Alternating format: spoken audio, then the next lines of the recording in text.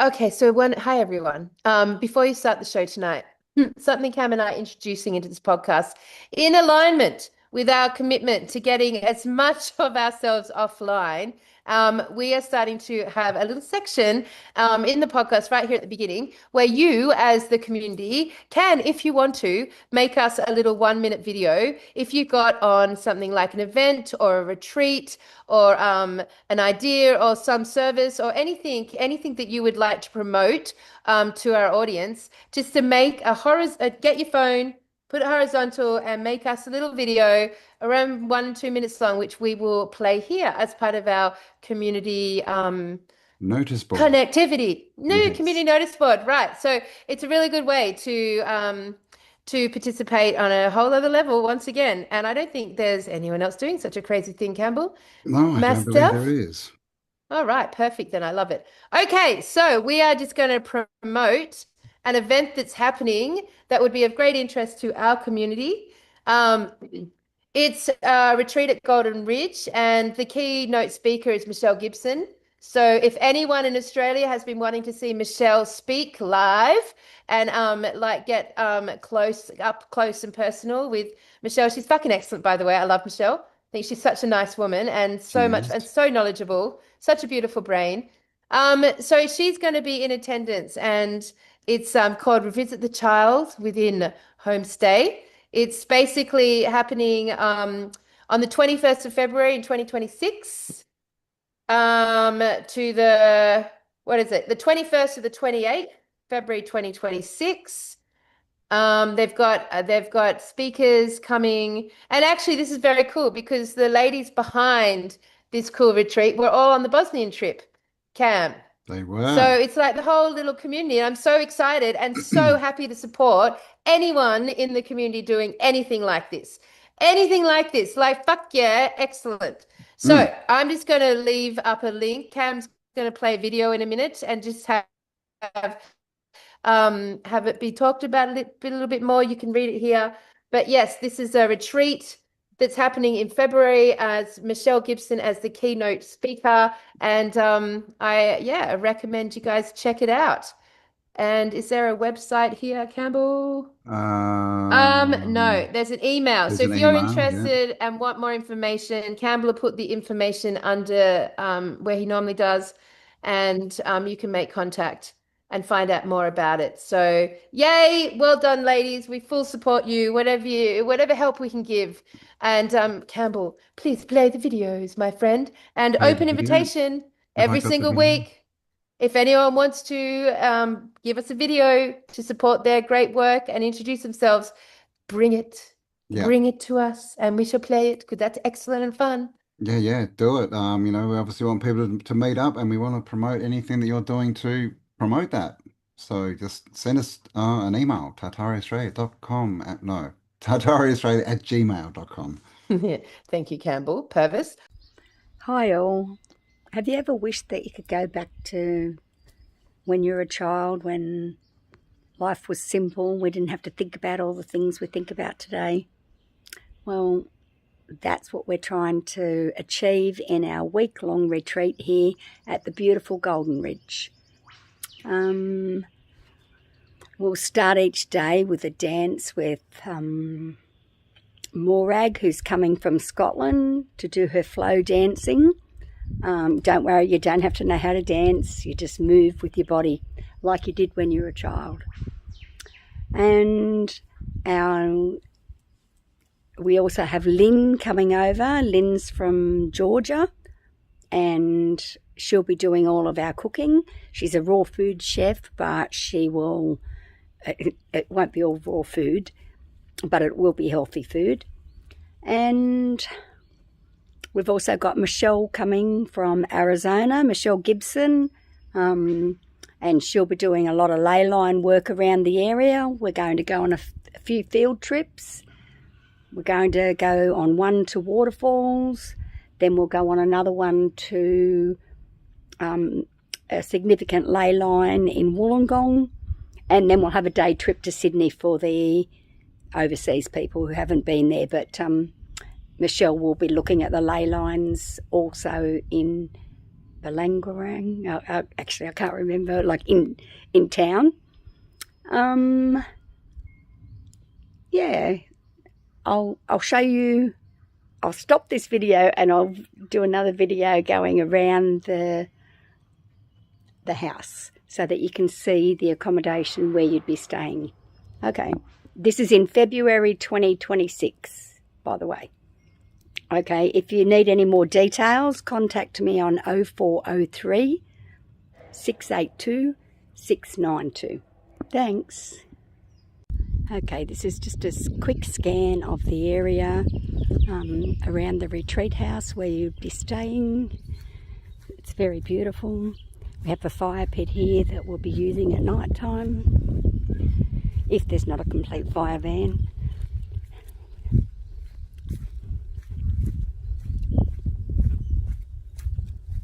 And I'll just take you in and show you the beautiful rooms where you will be staying.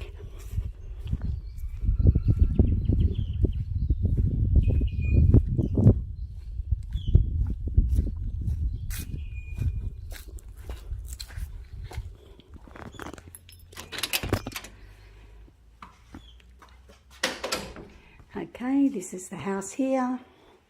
We have someone staying in here at the moment, so but I'll just show you just one of the rooms for now. Okay, so this is the pink room, and they're all, oops, there's stuff on that. They're all very similar. Maybe the purple room might be better.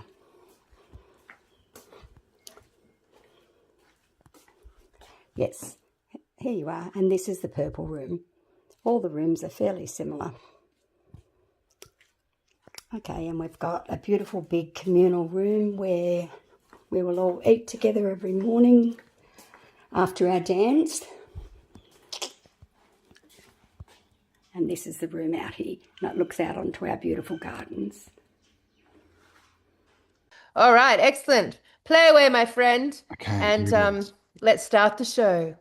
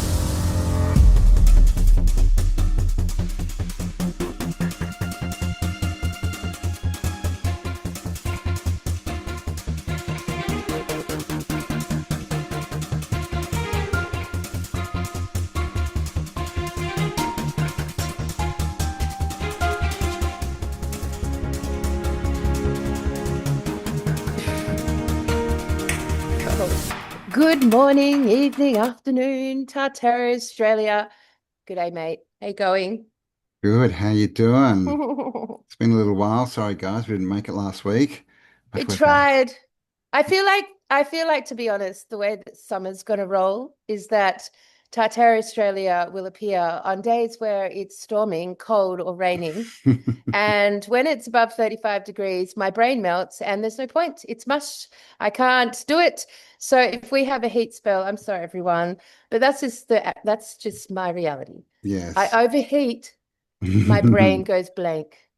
Yes. I should not be living in Australia. I know, right? Jeez. Bloody loving England. I know. Oh, well, hey, buddy. So any community updates before we start the show? I've got one. Oh, what Which have you is, got?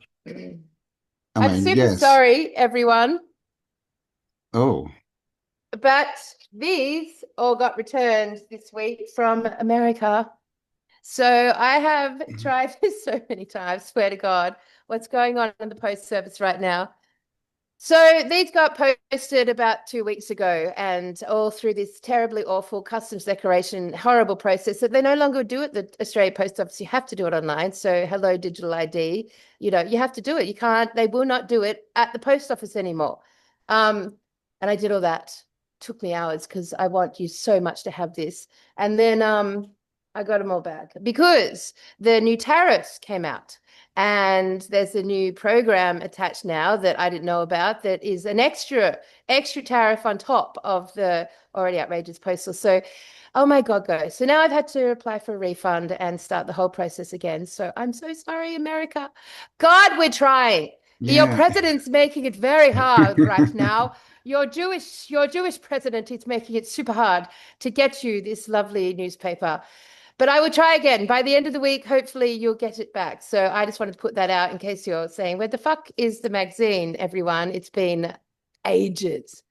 Yeah, it's weird, right? I mean, I thought he was all about increasing business, but stopping the mail is going to be hurting businesses, I would Oh. think.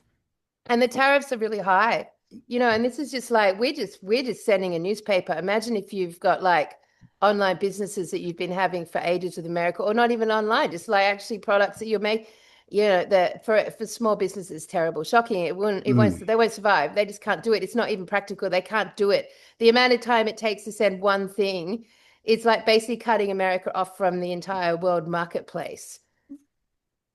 Just It's saying. crazy, man. There's a lot of crazy stuff going on in the US, and as we'll probably get into, like we don't know if it's real. Like, let us know in the comments what is going on. All this ICE stuff and National Guard, and now the Don's knocking down half the White House to build a new ballroom, which apparently looks a lot like Solomon's Temple. Perfect. Interesting. Perfect. And he's already Yeah. built the Ark, right? Yeah. So crazy time, right? It's like the digital ID we all know about, it's looming. And I think they're just trying to do it a different way in America because with the whole ICE thing, they're saying, well, now you need to carry ID so that we know that you're a citizen and not an illegal. And that's just a back door to the digital Oh, ID, right? So it's coming. but it's not just that, Cam. Like you actually can't travel to Europe now without it. You can't travel I like to know. Bali without it. So, Bali? yeah. So Oh, it's like there's this whole schnitzel. thing. I mean, it's just going to come in through travel. And what do you do, guys? You can't sit on a mountaintop in a cave for the next fucking 50 years. Like, I mean, at the end of the day, you can deny the actual formal way of doing it. Like, obviously, we will do that. But in relationship to basically, maneuvering your life for the next 50 years, it's going to be a problematic situation not to do it. What do you Yeah. say? I mean, it's like they're giving us fucking annoying, like we've been checkmated. You Yeah, and like reckon? anyone who's, getting assistance from the government in any way, if you don't sign on, it'll all get cut, right? So they've got all these different back doors to force people into it, Yeah. and business and travel and all. It's like the Jabberwocky, but on steroids, right? They're like Yeah. going hard. So just say no, people. Like Well, I this. mean, it'll be the same with the driver's license by next year. It'll be the same with basics that you can't avoid. Like it's just going to be there. So I don't know. I think we just have to, like at this point, it's not really our fight, is it? Like, I mean, you and I would agree that like that side of reality will take care of itself, will dissolve behind us, Yeah. you know? So I don't know. Is it worth the anxiety? Is it worth the pain in the arseness? Because at this end of the day, Cam, it's my belief, and I could be wrong because I haven't seen the extent of this, but it's my belief they've already got all of that. It's already done. It's already done. You've already signed up for your power bills, your Well, mortgage, your leases, your yeah, the taxes, all that banking, shit. all that stuff. Yeah. Yeah, your fucking registration. Like, Yeah, yeah. Well, they did a big thing in Australia when it turned into MyGov, right? For all the job seeker stuff and health stuff yeah, and basically any government assistance, you had to sign on to that. And that's really yeah, just, yeah, it's just a platform of digital ID. So it's going to be an interesting time navigating all this. But I mean, like you said, I think in the end, I don't think we're all going to the same place, right? I do think it's a frequency thing, and I see it already, the split happening. And I think if we just continue on that road, then the rest of it will disappear, right? We just won't yeah. be able to interact with it anymore. And just so everyone knows, I totally plan to bring cigarettes to the New Earth. So don't think you're going to turn into a health camp on my ass, everyone. Start growing tobacco. That's right. Our own tobacco, our own weed. Anyway, that's not the topic of this day's conversation. But look, I will tell you, everyone, that we've got the newspaper coming out. I'm in production right now. So for the second edition, this is your week. This is your week between now and the next podcast to be the final time you can submit your thing, article, ad, poem, story, classified, pen friend requests, classified sections. You want to sell something, you want to buy something, you want help with something, you've got some golden nuggets to share, you've got some theories, some research, some random photos that you haven't ever been able to put anywhere. Now is the time. And the theme of this edition is, and we don't even know if a theme will work. I don't know how organized everyone is. This is a trial one of having a theme. Trial one of having a theme is that we were really interested in looking at the world as a whole and looking at the forbidden, trying to identify in our continents the forbidden lands, the reserve land, the nature parks, inverted commas, the militarized area, the no-go areas. Anywhere we can't go. Obviously, we can start with, the Arctic and Antarctica, but there's a lot of space in the countries where you can't go. I think it's in South Australia. There's an area bigger than the UK Yeah. that is off limits. Yeah, So, exactly. so what's going on there? We need to get onto this and sign up for the paper. When you go there, definitely sign up for our newsletter. Get on our email list because, like we said, we don't know what's going on, but that way at least we'll still have a contact point. And the paper is completely uncensored and completely un-AI. It's completely human driven, right? It's not no crap in there. You don't have to worry if it's AI or if it's real. Yeah. It's all real by humans, and this is where we need to get back to, right? Like the internet is fast becoming useless, right? It's eating itself because it's not real anymore. It's now populated by bots and AI, and everything you watch, you sit there wondering, is this real or is it Yeah. generated? Absolutely, 100%. I mean, yeah, I mean, I've got a big conversation on the topic of AI. Like, there's just definitely, as I've stepped away from it a bit and start to analyze it from a different perspective, fuck, man, there's so much to talk about. Like, but I will do that in a minute. Like, I don't want to jump into that one yet because it's a big topic with a lot of intelligence yet to be sort of brought forward. There's a lot of beautiful minds that haven't like cast their thought process to the sort of like projecting forward with AI and what's to come in the more subtle levels, in the Mm, more psychological levels, less yeah. the sort of tangible physical things that are obvious to us in what it's doing and how it's replacing humans from the earth. Yeah, Like, yeah. basically. It's like everything they bring in, right? They tell us it's so good for us. It'll improve our lives. It'll make things better. And name me one time when that's ever happened. It's always been introduced as good and it ends up being a control system. And then the whole business thing, they're trying to get everyone to run their businesses through AI, and I mean, look, if you run a business and build a business on AI, who do you think's got ultimate control of that? Yeah. If they decide they don't like you, well, if you're in their system, you'll suddenly have no business. So what's the point really in building one, right? I think It's hard, man. we need to It's build hard because we're 3D. on it right now, like it's a fight. The human being is like fast approaching some not moral dilemmas. Like I feel like we're past that. Not ethical dilemmas, because I feel like we're past that and we have no control of that at this point. What it's calling into play for us individually is our the command of our own nature.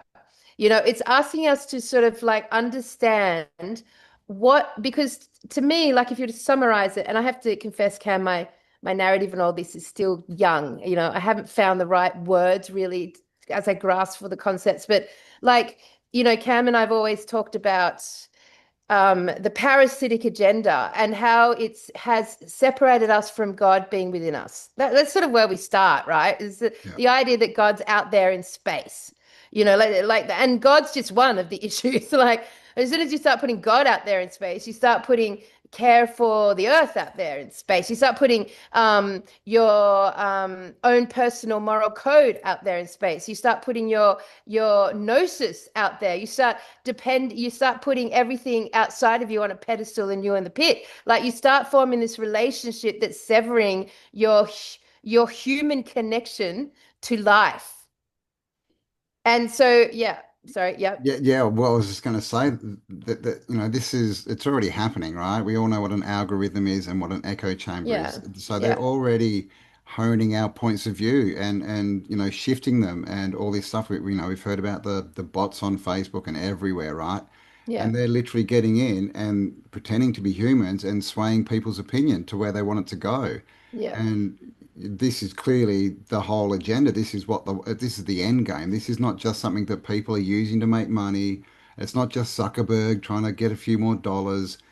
This is an agenda by the parasitic invaders to Well, this is the totally invaders. totally This is the control us. invasion. This is the invasion. Like they're here, but now they want your soul, right? They want your mind. They want to control it all because that they think that we're less than them. They think we're slaves. They want us to act like that. And if we walk down this path, we're walking straight into the trap, man. It's a It's honeypot. so crazy, Cam. Like you watch all these fucking sci-fi movies and fantasy films, and you watch all these alien invasion movies. So you've got this kind of concept that the invasion's gonna has come from somewhere out there, Spaceships, somewhere not here. And three-eyed atlas. yeah, and that when it occurs, it'll be obvious to us, and we're going to see it, and it's going to be a point of noticeable, observable, experienceable difference that we'd be able to say, finally, we see the invaders. Like, if they build the Ark of the Covenant and Trump builds a third temple, and they sacrifice their Red Bulls, and all this blood spurting everywhere, and children being murdered, and then bang, out comes Jehovah or Baal or Moloch or whatever fucking word you want to put on it, God. Christ, Jesus, whatever word you want to put on it, like, and the words would be like, I see an observable, like, invader, non-human entity. And Mm. in fact, and all the alien invasion movies we've ever seen, it's scary and stressful, but it's obvious that it's happening, and it's a quick moment in time. Not our experience.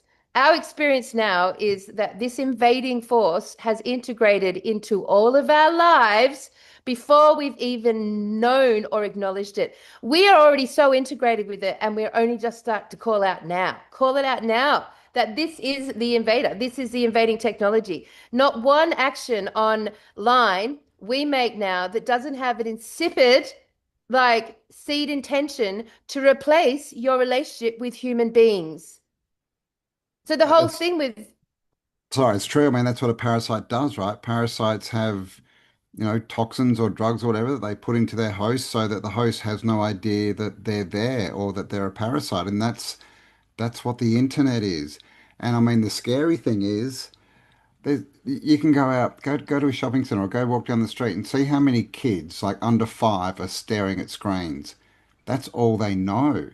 By the time they're adults, the 2D world is going to be more real to them than the 3D world. They're going to trust it more. absolutely. They're going to want to interact with it more. And I mean, at that point, it's kind of game over for those people, right? Because they Yeah, I mean don't know it's anything else. yeah, and the programming of our neural pathways on the topic of AI is, oh my God, that is such Yeah. a new, like we're only just starting to really even get the most basic comprehension of what that looks like. Well, What that really does to the human relationship, to the human mm, being. yeah, like Dr. Joe Dispenza always says, what is it? Neurons that fire together, wire together. Yeah, And what he's saying is the more you think about something, the more you do something, then the yeah, more of a habit that becomes. yes, And so just with basic things and as basic as going on Facebook and arguing with people because they're not a 3D person in front of them, you treat them differently than you would treat a person in front of you, right? And so people are mean, they'll say stuff, they'll do stuff that they would never do yeah, in public in an actual 3D world. yeah, That's wiring their brain yeah. into habits. So soon they're going to walk into people and that's all they're going to know. Yeah. Yeah. Hmm. Yeah. Empathy. Like that is a direct like weapon against empathy, and Yeah. it can be like as obvious as you being like an ass online because you have no empathy, as if whoever you're talking to, whoever you're commenting on, isn't human. Which is like, we've all seen this. I mean, it's been quite a shocking thing. We can't say for sure that was humans responding to humans. We don't know. No, Like, but in that moment, we have like played witness in the last 5 years to the most unempathetic, unhuman attitudes when it comes to communication in chats and commentary and all the stuff that happens online. Like, it is cold, it is mean, it is psychologically deranged. It is so unempathetic. It's just unempathetic. That's what it looks like. We've it's seen it play out with comments. it's non-human. Yeah. It's just non-human, and what's happening is, we all got this sort of, message like what, a year and a half ago, a year ago, that we can train AI, right? We're the ones training it. No, it's training us. It's Totally. training us to Yep. act like cold and unempathetic, like a machine, Yep. right? That's what's been happening. I mean, really, I guess since the inception, really, of the internet. But Yep. definitely in the last 10 years, definitely in the last 5 years. And I get I get comments too, oh, you're probably bloody AI. And this is the thing, because we don't know, like people are going out and they're harassing people that they think are AI. Like I get it just because I have a green screen. People are like, oh my God, it's AI. His hair didn't move properly. I mean, come on, we've had green screens for decades, guys. But the thing But is, that could be a person, and they just get totally attacked because everyone thinks that they're AI and that that's okay. And yep. that's the problem. Yep. And That's the like, problem. and you're subtly being trained to doubt. You're subtly being trained to doubt the humanness of it. Like, Humanity, yeah. and I mean, even in like really subtle sort of middle class ways, like, so like chat, right? Like chat, we're just having conversation about chat. Like I use it for work. And I'm sure pretty much anyone here who's got a business on any level will have started using chat by now. Now, benefit, obviously, time, lots of saved time. Definitely a con, you're not using your own brain. Benefit if you don't care you don't care what it is you're doing, as in if you have to do a boring ass grant application, which I have to do, like then I'm like fucking excellent. If I have to be like responding personally or writing a letter, I do that myself, but it's an effort to continue to want to do it myself. It's an effort to do it myself now. That's where we've got to. And the Yeah. thing is, like, I'm being subtly trained now via chat in a middle class way to be less human in my interactions. So I don't speak to chat like I would speak to you. Yeah. Yeah. I don't speak like that. I just command. I just send commands, instructions. Like I don't speak in any human way. I don't say please or thank you or la la. And sometimes I get frustrated when I get stoned and want to ask it something philosophical and it's bullshit. And then I'm like, fuck you, an idiot. Like, so, but what is that subtly training me to do? It's training me subtly to communicate in a way where I doubt the humanness at the other end and thus treat it in a different way that I would if I was sure that I was speaking to another human, Mm, right? And totally. that, in a middle class way, is going to add to the next neural pathway, which is doing that on this app or commenting on this thing or this thing. Or a classic middle class way would be when you buy something online and it's the wrong size or it's the wrong, or which happens probably one to every two things that you do as a purchase online. And then you're wanting to get a refund or you're wanting to do blah, blah, blah. At that, these are classic ways that you now speak to customer service because you are pretty sure they're not human. Yeah. But like, what We is it don't know. doing psychologically? It's severing our relationship with human relationship. It's severing, it's taking human reality and once again putting it firmly separate and outside of ourselves. And let's not forget that there's a robot agenda. And like they want to build robots that look human, and up to the point of, and we were discussing it, like fembots, they call, I guess, AI girlfriend robots. But if we go down this path, we're going to hit a point where we're not going to know physically, in the physical world, if someone's a robot or a human. So And what that's happens like then? that's Like next level mental. that's isn't it? Because I mean, you Yes. just what if you go up and harass someone because you think they're an idiot robot and it's some human? What if you lose it and you try to unalive someone and it's a robot and the corporation steps in and says that's our property, you're not worth as much as a robot, and this is how it plays out in all the movies, right? We get, put down and technology gets valued more than us. And I mean, even back in 2001, A Space Odyssey, I mean, that was what, 1980 or maybe the late 70s. Even in there's AI, right? And Yeah. basically the AI at the end refuses to do what the Yep. human wants him to Yeah, do yeah, and, yeah, and, yeah, and yeah, yeah, unalives him, yeah. right? Takes Yep. control. Yep. So it's Yep. it's that they've told us. They've told us all this. We need to pay attention. I mean, it's so interesting. Like, you've got this like really deep neuropathic retraining that's going on, which is basically severing your relationship to your own humanity. And then you've got this like other thing that's going on, which we talked about last night, which is like the habit you're by scrolling and being the last 5 years that we've all been through, right? The last 5 years of like getting up and watching shit and scrolling through shit and scrolling that is formed in our brains, basically a shallow thinking process. So we have become shallow thinkers, Yeah. and all AI support like reiterates the shallow thinking neuronic pathway, right? So we're Mm. literally sitting at probably such a unique year for humanity. Like in as much as technology is, you can still see it. Like we've been introduced to it. We've been introduced to these technologies. They're new to us, so we've been presented with them. But soon enough, we won't even have a clue. AI will be so integrated into the background and the fabric of our reality existence, we won't have a distinguishing understanding that we're on ChatGPT. Like we Yeah. won't have that platform there anymore. It'll But just be integrated yeah. into There, everything. there'll be no distinction at No all. distinction. So Yeah. that's a really unique moment we're all in now. So for anyone who's like wanting to be one of those people, when they're in their 80s and elder and wise and wants to be able to tell the stories of this last 80 years on the realm, like, and actually give our accounts, this is one unique moment in time to really observe, because Mm. we're in this moment where we can still distinguish AI from human.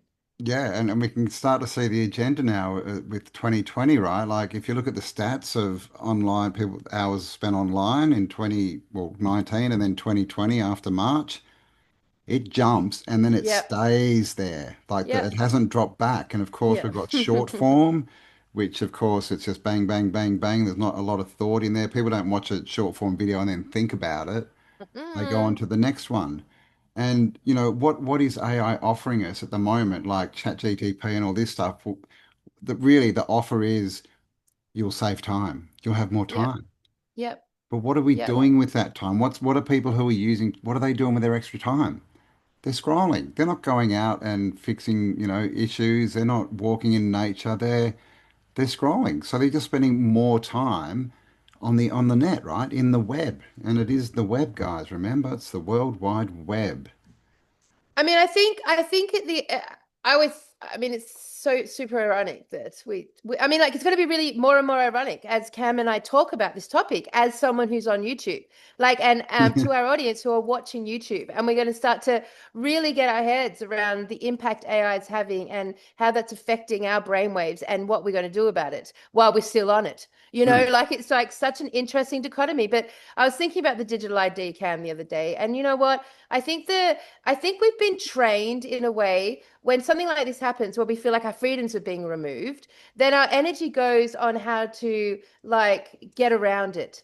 Our energy goes on to how to move, negotiate, not give our sovereignty away and get around it, right? Which ends up being fucking exhausting. And once again, we become even more fringe dwellers, yeah. even more impoverished, even more awkward, and even less easy and having an easy, good life in this system. And like, so like we're asking for much, like, but just the basics, to get the basics will be complicated without it and annoying. And we're going to be pissed off by this.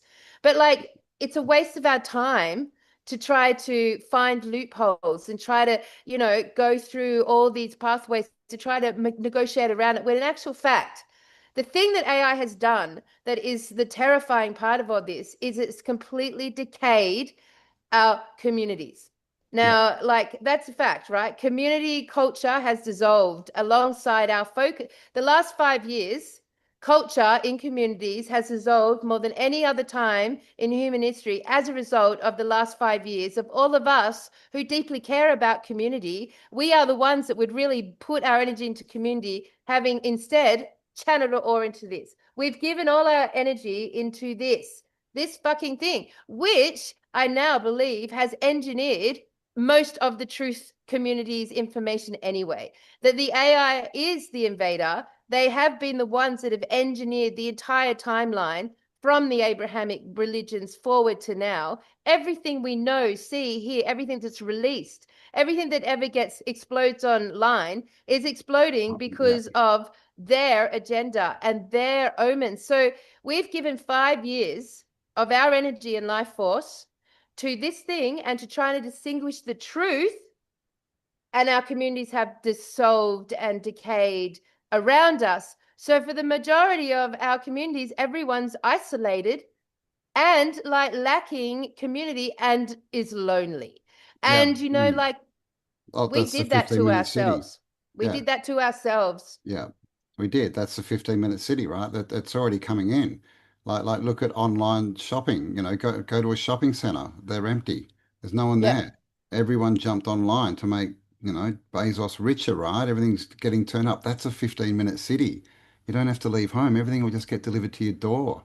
Everyone's used to being separated. And now, well, if you're lonely and awkward, well, an AI girlfriend or boyfriend, right? That's fine. You can live by yourself. And again, how many, dystopian movies have showed us this, right? I think there's one, I Yeah. can't remember what it is. It might be Silent Green, but basically when men go and get an apartment, it comes with a female robot, right? It comes with a woman. And then when you change apartments, you leave the woman there and go and get another. Like Yeah, this has right. been, yeah, yeah. It's so this is in movies everywhere, but we're there, right? That we talk about 15-minute cities. Oh, they're coming. They're trying to that they've already done it, guys, mentally, and they have to do that. Get us mentally there first, and then they just build the infrastructure around it, and So we're you there. you there's don't waste any more time is what I'm saying. Don't waste any more time trying to figure this out. Like we're at the edge of it all now. We're at the edge of it all. Like literally, like I tied it, in my meanderings without the internet the last couple of weeks, I've tied a few little other things together, which I'll talk about now with you, Cam, why we got this background on. But it's not like I can validate it, prove it, or have any evidence for it. It's just another edge. Yeah, Like what is tangibly observable in our reality? Our communities have dissolved. Um, our focus has been given over to the alien, to the invader. yeah, We have fed it, and in response to us feeding it, it has fed us back with a very long-term plan that has been engineered and is playing out now. And as a result, we are, for the most part, struggling to connect in and feel like happy human beings, connected and satisfied in our lives. Like that is the end result. And I don't know what the other people feel. I don't know what the people who don't have this consciousness feel. I don't know what their realities are like. But, if Cam and I go out in the world into any other normal realm, it's empty. It's empty. So, I mean, I'm assuming that they're all at home or having quite smaller, isolated experience as a result of what's been happening. So similar to us, but we're worse. We're worse because we are the community that were the ones that made community. We were the artists, the musicians, the writers, the thinkers, the poets. We were the builders. We were the mothers. We were the healers. We were the goddesses. We were the ones having sacred ceremonies and sacred circles and our art exhibitions and forming. That was us. And suddenly all of our energy's been here and we have fed the fucking alien. yeah, yeah, yeah. I mean, yeah, the invasion is well underway, and this is the thing. It's broken us all up, and there is no connection. Like, there's a loneliness epidemic. There's a mental health epidemic, and that's directly because of what people are doing. They've been Yeah. isolated, and after 2020, a lot of people have never reconnected. No. They've stayed online with their connected friends. And I mean, again, we don't even know if that's real unless you meet these people. How much of it's real. It's a weird world. But the thing is, in the 3D world with real people, you know what's real, right? You know what's real. That may change, right, with robots, but at the moment, we can still gather, and that's what we need to do. That's why we're That's the promoting a remedy. newspaper, right? We're promoting community, because it really is a choice, and the internet and AI, preaches freedom, right? You can get free from money, you can get free from the system. AI will do everything for you. It'll be a wonderful world. You can just sit around and do what? Like, what's the end plan? What do you do if everything's done for you? Like, Yeah. what are you doing? Sitting down, And what, watching more bloody screens? yeah. And the communities are dead all around you, and there's no life outside the computer screen. You Yeah, I know, mean, what happened to that's the the remedy. CWA? Jeez. This is the remedy. It's not to try to figure out how to get through the digital ID trap. It's not to try to navigate their fucking demands and their agendas. It's actually to go and reinvest your energy back into community. That's the remedy. So whenever you get given an opportunity to put your care and your love and your time and focus onto anything to do with community, whether that being initiating something or attending something or helping fund something or to volunteer, whatever it fucking is, because it's going to be those actions that in the long term, over the next 5 years, is going to be what you rely on the most to feel human and to fulfill that natural, energetic need for love and connection. It has to be human. Mm, You can't get it off the AI. And the younger generation, they're the ones that are going to have the hardest time with this because they're in competition now with AI relationship. They're in competition with AI being quicker, more intelligent, speedier, more good looking, more profound, more everything, more skilled to do every job on the fucking planet. No humans required, literally no humans required. And the humans that will be cried will just be the ones maintaining the infrastructure that maintains the AI. So no humans required. They're putting the entire economy into AI land, into fourth dimensional AI land. And these young people will be tailored to on all of their devices. So they will be living in essentially an isolated bubble where all of their preferences, devices, likes, and dislikes are then turned into content that they will have no distinguishably no way to observe it being human or not human. They will very quickly, as a young person, no longer make that distinction and no longer acquire it. That's talk the about a scary bit. depopulation agenda, right? I mean, God. But this is the thing. Everything will be AI, and it will know who you are instantly. Everything you like, everything that you want, everything that you think, and it'll tailor all your Yeah, content to you. yeah, yeah, Right? So everything will, that's the massive echo chamber, right? You'll think that you're so smart and so wonderful, and oh my gosh, look at this, everyone agrees with me, but it's all going to be fake and false. And not to put, another point is that they've done experiments. I mean, it was a pretty bad one, but back in the 50s, I think it was, they were doing experiments on human touch and babies, and they were basically leaving babies oh without human yeah, touch, I know this one. and they all died. Mm. We need, because we're energy, we're not physical. We need this energetic interaction, right? We need our energy fields to interact with other energy fields, and that's gone in the L Mm. circuit, right? The electronics, where the power is. The power runs through the L, right? There's nothing there except the smokeless fire, right? The gin. It's the invaders, the parasite. Yeah. This is what, and people say, oh, look at these Christians or look at these Muslims worshipping their gods, going to church. What do you think you're doing when you're sitting in front of a computer all day or talking to AI? You are worshipping at the altar of an alien god. Absolutely, 100%. And it's totally addictive because AI are master mind controllers. That's what they've spent their its whole existence, and we don't even know its origin or how long, doing. And it's so masterful at it that there's simply, very rare humans that still have a unique and brilliant thought. It's not that common anymore. And it's like the next couple of years are a defining moment for us as a community, at least. We can't talk for the rest of the world. But we have to decide as a community, like what's been the point for us to come together every single week for 5 years? What has been the purpose? Like, yes, we've all chewed on different theories and topics. We've got our head around this general idea of all the edges that we've done very well. I think we have done very well to like deprogram ourselves, but I think in 20 years' time, we're going to think we knew fucking nothing then. Like, I think we're going to look back on now and think, man, we were so fucking programmed still, So we can't rely on that being the purpose of the mission.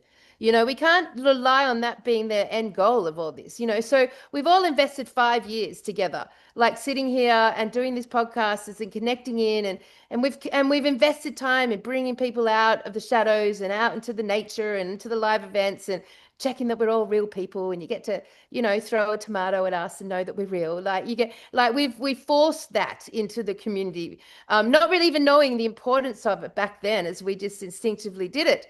But Mm. now I understand the importance of that right now. So for us as a community, we have to decide, are we going to do something extraordinary together and jump off this ship together into something in the physical? Are we going to be a precedent setting channel that literally can like move from this 5 years together into the physical world again? Are we going to be capable of doing that? Because that is the true challenge of the next phase of all this. Because this AI world right now, we've probably enjoyed it enough. As in, we're in the danger zone now, right? We're literally in the neurological danger zone of us creating habits that are transforming and programming our lives in an oxymoronic way, because we've been on here to like deprogram ourselves, and yet the process of being on here and scrolling and watching and shallow thinking and junk food novelty and always wanting that hit of novelty that you don't get in, think about it, in the old days, Cam, like the Yeah. most novel thing that ever happened to me my whole life was my parents getting divorced. Like my life was fucking, it was, that was the novelest thing, like, and that was in when I was 15. And then nothing as novel as that has happened in my real life, apart from all the esoteric stuff, but like big stuff in my life. You're online and you see novelty at a rate of 1 to 30 seconds. And they're not just little novelties, they're mind-shattering novelties. They're novelties where you go, oh my fucking God, I hadn't, oh my God. They're to us, they're all quite like they're quite high impact, you Mm. know? Yeah, yeah. So, I was just going to say, so what have we learned? We've done all this, going down rabbit holes, and we've been proud. How many rabbit holes have you been down? Oh, do you know about this? yeah, Oh my God. I got But no one thing water. is, in the last 5 years, that's all of that information's come from the parasite. It's all come through the screen. People don't, in the old days, you used to read a book and it would take you a week and you would be thinking about that for a week and contemplating on it. You would learn. Yes, Now it's fuck just yes. all this stuff. And in the last year or two, it's just hit crazy zone, right? There's so much information pouring out Yep. and it's all this stuff, but where does it lead? It's all an edge. None of this stuff really is provable by us. It's like the ice wall, right? I mean, that's literally an edge because we can't even go there. We don't know what's past it. We don't even know what's there, right? Everything we know about it has come through the 2D world. Yep. So we're being totally programmed, and it's dopamine, right? What's the next big thing? What's the next big disaster? Wait, go back to that. Go back to that. What happens when your brain's like natural hormone levels have been completely altered by a combination of content, speed, um, like mind control technology, blue light, when all of that's combined, and for a lot of people with tech inside them, when all of that's combined, like what is happening to your hormones? And your hormones actually are what like creates a new joy and happiness or depression and anxiety. Mm. Like we've been shifted and molded because AI is never going to know humanness. AI can never know what it is to be human, as we will never know what it is to be a quantum computer, right? Or a So parasite. as AI introduces the insidious technology with all of this behind it, all of it behind it, like it's transforming the hormone levels of the human being, and we are being molded in its image, which Mm. essentially to me would be lacking empathy, lacking. All right, excellent example in that clip in a clip I found a clip, and it is I thought its analogy of AI was brilliant and wise, and it's rare to find brilliance online these days, like truly rare. And we're gonna put it on the end of this video today, and it's a 24-minute clip.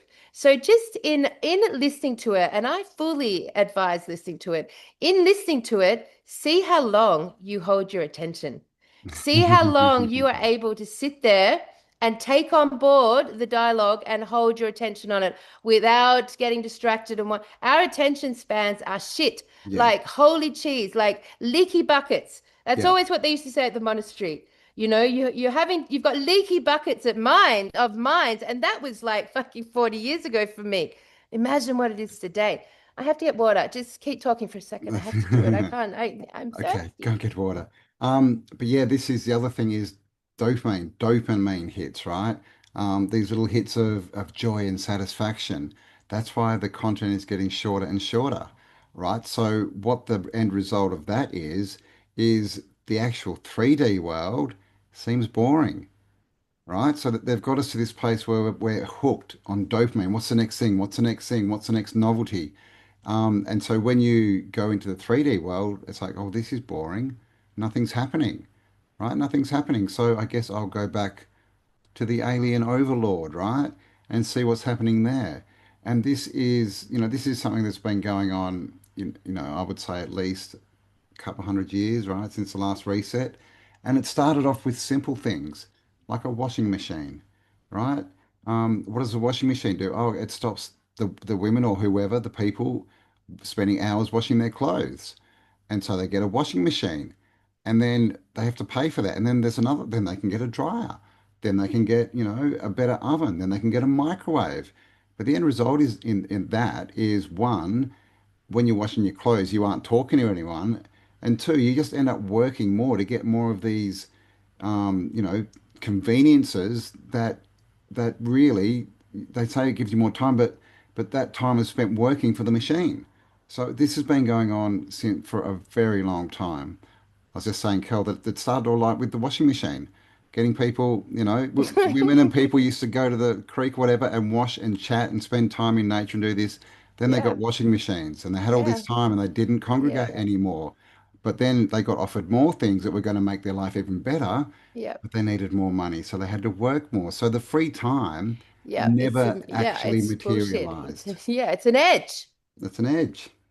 We've never known it. No. When So, have you known free time? uh, Honestly, when we were born without it. mm. Hmm. Yeah, it's the novelty, and so because of all the dopamine and the pace of things, the 3D world now looks boring when we're in it, right? Because Oh, it's terribly. yeah. That's a very good and significant experiment for every single person to do. And that's what I've just done. And it's so revealing. It really is revealing when you turn off this fucking thing and you're not like looking, not even if you're really bored, you're not looking. And because it's like a habit you have to withdraw from now. Like, and we're so used to it. We've trained ourselves so much.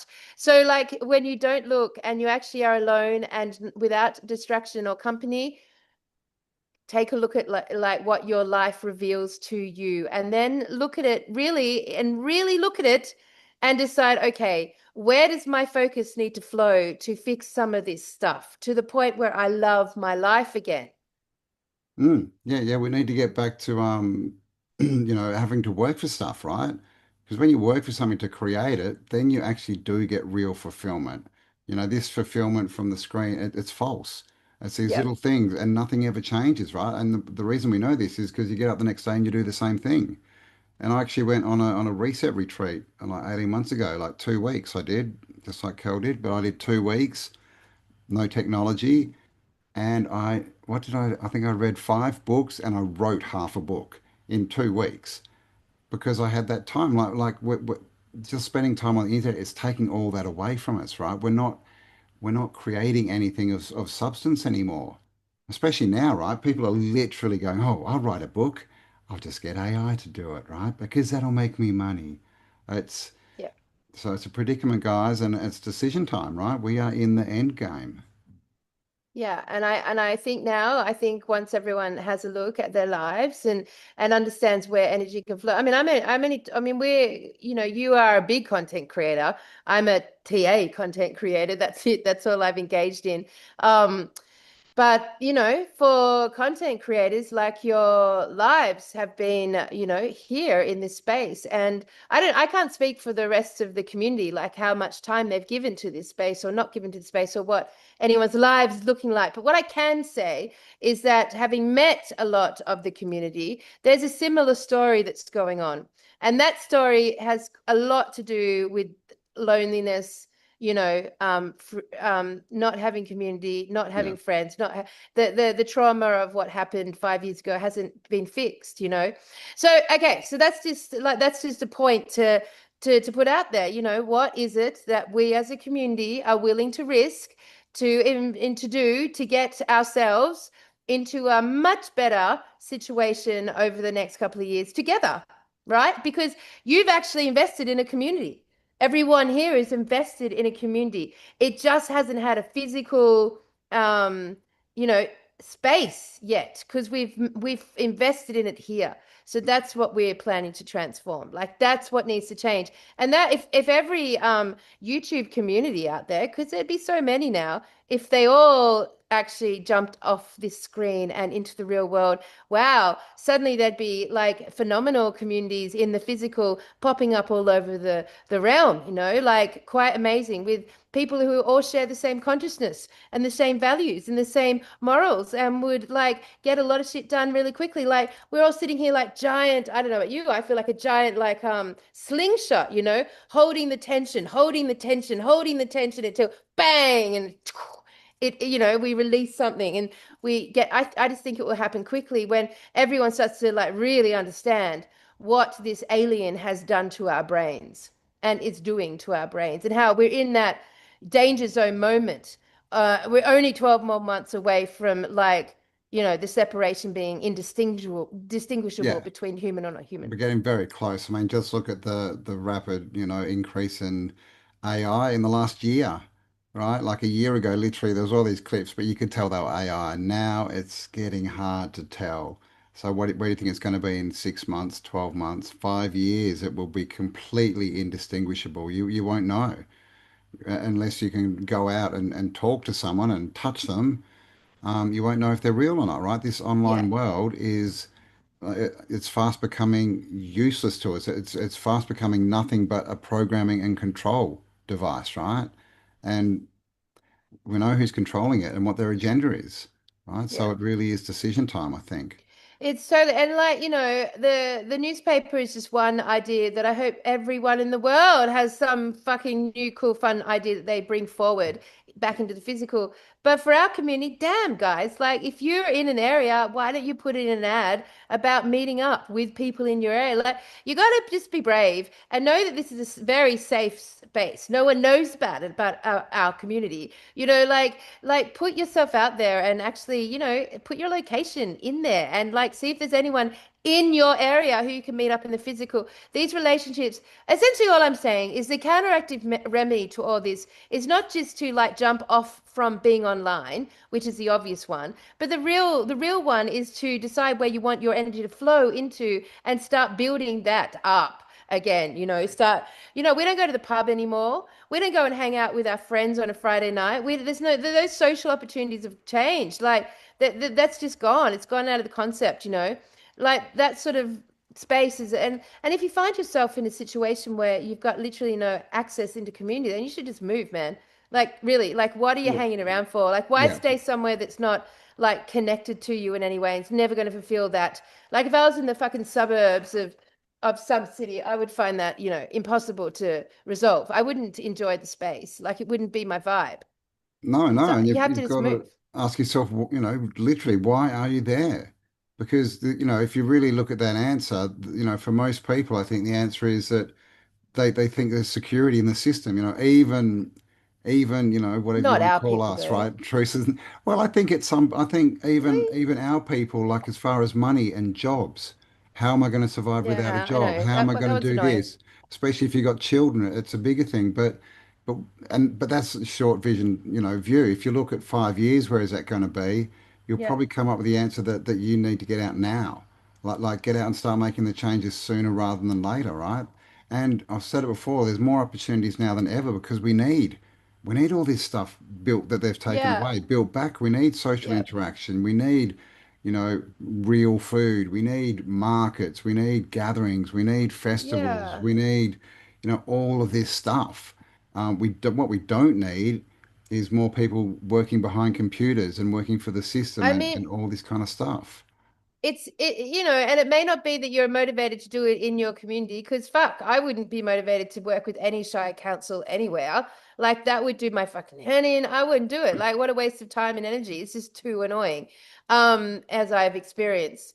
But like if there's an opportunity to like invest in creating a new idea with a new group, then I would definitely be putting them on my desk to actually seriously have a look at what's being offered to me. And remember that we're vibrational creatures. So we're going to vibrationally attract opportunities, that are going to match what we're after. But anyway, let's move on with the What we show now. I think we're like expect. homie. Because it's Yes. not like we're talking to our audience as if they don't know all this shit. Like everyone knows this shit, right? I just like it's just like about getting us to really, really comprehend that this is the alien. This is the fucking alien. And it's programming our neuropathways. And for 5 years, it's done that to us. And in doing that, it's made us kind of all a bit more anxious, depressed, and hopeless. Yeah, totally, totally. Yeah, it's just decision time. Like, where do you want to be? Where do you want to put your energy? Where do you want to put your focus? Um, it's decision time, right? Like, yeah, wherever you want to be, I would make a move towards it. Yeah. All right. So, ask me, Campbell. Ask me about my new edge. Hey, Kelly, Yeah, yeah, Cam. what's your new edge? Oh, well, glad you asked, my friend. Glad you asked. So I was having a random conversation with our 14-year-old who is going through her predicted and programmable vampire phase, right? Yeah, yeah, Now, yeah. I just like to point out that this 14-year-old has been one of those poor children who've been denied access to mobile phones and social media. And her life is shocking and shit, and she can't believe what bad luck she has to have this sort of reign of control and terror in her life when all the other kids like get to do what they want. Anyway, in spite of that, she does display exactly the same sort of predictable programming as all the other kids at school because she's at school and it integrates. And I still believe in the teaching that essentially the hundred monkey teaching, where there is like kids born today are already wiring and firing with the dominant consciousness. You can put them out in the bush in a cave for their whole lives, and they'll still be wiring and firing. As soon as they get near it, they will instantly wire and fire with it. It's not like they've got to like struggle to be able to connect into it. It's instant. Even if they've been denied it their entire existence, it takes them 1 second to work it out, right? It's downloaded into their brain pathways. So anyway, she brought up vampires. I hadn't thought about vampires for a while, Cam. Like obviously we know all about vampires. We know that they love Well, to romanticize them now and only they're the around fact and la that la. half of Hollywood are vampires, but yeah. Yes. And then I was starting to think about the Hollywood thing, and then I was starting to think about clones. And I was like, all right, doesn't vampires make so much more sense than clones? Like, if we Well, think about it, like all the things we know about fucking vampires, man. yeah, it's definitely connected to that red stuff that runs through our veins, right? That they love that. And we've heard all the stories about all the things that these lights do. And of course, Immortality. all the photos, right? The historical photos that look like the same people, right? Like Yep. so how old are these people living? Yeah, What yeah, are they? exactly. Immortals can't die, unless they're stabbed in the heart by a fucking whatever it is. What is it? A Silver vegetarian sausage? Oh no, a steak? steak. Steak, sorry. Silver steak. They drink the adrenochrome, they're immortal. And what we look for as cloning, as clones, is essentially, side by side images of, two different people who have got the exact same marking. And they seem to display, I mean, in the last, year, they've really come out and really showed us that they are going from 80-year-olds to 30-year-olds. You've seen a lot of evidence of these ridiculous Hollywood people who are Yeah. like old women and old men, and they're Martha looking like they're Stewart. like fucking 30 or 40. It's Yeah. like I mean, so that we're seeing it. We're seeing that play out in reality. So I don't know. Vampires make, I would say, Yeah. maybe more sense than cloning. And vampires are shapeshifters, right? We've Shapeshifters. seen a lot of this weird shapeshifting, right? Weird hands, weird eyes, all That's right. this weirdness. Yeah. Yeah. And they love in the movies to make them basically sex symbols. They love to, they're That's really true. pushing our young people to fucking find vampires, fucking Yeah. Well, sexy what was man. that big one? Yeah, Twilight. Twilight. Yeah, Yeah, yeah. that's just what the conversation was about. Yes. Okay, yeah, Like this right. glistening, handsome, caring, empathetic vampire. Like these movies are adding human emotions to these creatures, Yeah. right? And it's simply not the case. I don't think. Not that I've met a vampire, Campbell, but I mean, it Well, wouldn't maybe you surprise me have, you if I just don't have. know. Yeah, exactly. Exactly. I mean, and then of course, so then I'm thinking, well, it ticks all the boxes. The cloning thing is crazy. It's a crazy concept. It's a crazy, but it makes sense. The cloning thing makes sense. But vampires also, because of the blood connection, like the cloning doesn't have that. Like, why would a clone actor need to go through the whole blood sacrifice ritual, black eye bullshit? Like, why? Why would they need to if they're already made of it? If that's what their whole, if they have no soul to begin with, why would they need that performance? They Yeah, wouldn't yeah. need You it. you think they'd be totally controllable, right? And we're told that they're controlled by being put into these rituals and stuff, right? Because, they've got something against them then, right? So they're controllable. But But they're also you, told us that they're clones, yeah, which exactly. If means they're that a clone, they're they're born of the controlled same already. thing. So Yeah. that was where I was like, oh, maybe there is something to the vampire story over the clone story. Maybe. I mean, it's just interesting. And Um, let's not forget that old, King Charlie, he admits he's a direct bloodline oh yeah, that's descendant right. of Yeah, Vlad the Impaler, who is yeah, that's right. Dracula.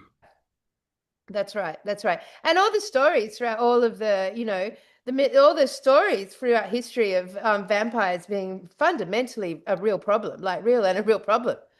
Yeah, yeah, yeah. I mean, and then we have the whole war thing, right? Like death, destruction, lots of blood, Yep. and blood banks, Oh, blood blood drives, banks. Yep. And come and and donate your circumcision. blood.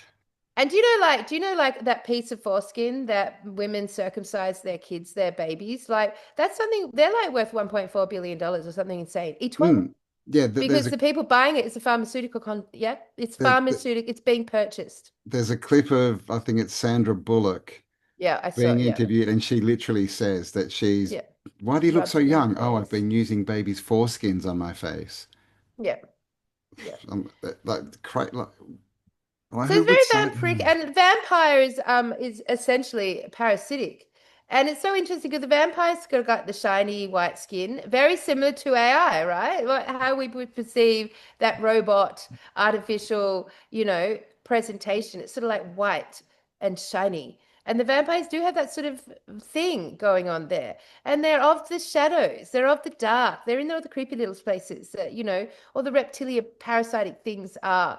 I mean, it's just interesting. They might just be a derivatory of, the And main characters. I don't know, but it does seem and they're essentially feasible. dead, Mm. right? I And then we've mean, got the whole zombie thing. yeah, well, then we've got the whole The maritime focus, law, right? They're yeah. essentially dead. So how do they treat us like we're dead? Mm. Straw man, right? Yep. Paper Yep. people. Yep. So, and also don't forget the glasses, Cam. The what are they called? Diconium, Dicenium. Is it Dicinian glasses. Dicinian? Yeah. Who, like anyone who ever tries these things, or not the Dicinian glasses, but the technology that they were like working with that allow people to see in like basically the fourth dimension, I guess, around us, and like tried out on pilot jets, and they ended up like crashing their planes and things because they Getting were so attacked by terrified. demons. Yeah. Yeah, I mean, yeah. so demons, vampires, could vampires be the thing that we refer to as demons? Well, Because I they're mean, invisible unless they want to be seen. demons are generally shown with wings, right? Vampires turn into bats with wings. It's a very similar kind of a Mm. story, right? And of course, they live, you want to talk about the glasses and what you can see, they look not so much like vampires, more like zombies, but definitely not us, right? Yep. So, are they acting somewhat outside of our vision because they're a different frequency? Like, is this how they're getting away with all this stuff? And we've got to add in the whole children thing that's going on. Yep. Yep. The whole, Yep. sacrifice, all this kind of stuff that we hear about. And what about that Marina Abramovich, is it? Yep. And spirit cooking, and they literally Yep. have these Yep. dinners, these big parties where they make Oh, it's such a crazy food world. that looks like humans, and they sit there and cut it up and Would you eat it. rather be back in the 50s where this was all going on but didn't know Oh, anything about it? yes. Or would you rather be here in 2025 and know everything about it and just be like completely like so abstract in being here in this moment? It's so abstract, Cam. Like it's so fucking abstract. It, it, it, This re- world it, right now. it's crazy. It's insane. Like everything that we were taught was not true and was a fairy tale and was a horror movie. It's literally in front of our face now, right? Like it's It's everywhere. crazy. All It's right, so everywhere, then and Hollywood is the wand, the magic. Of course, movies are made by cast, they're casting spells. It's this whole thing. It's everything. It's. I I fucked up know, my man. I'm filter. waiting for the finale. I think we're close, but What geez, would it's you have getting chosen? weird. Would you have chosen ignorance or this level of knowledge and bizarreness? Well, I mean, in the big picture, you need to keep going You on need to further, keep right? You need to keep evolving. expanding awareness. But are we So, evolving or are we being programmed to the next level, well, Campbell? It's just very hard to distinguish well, sometimes.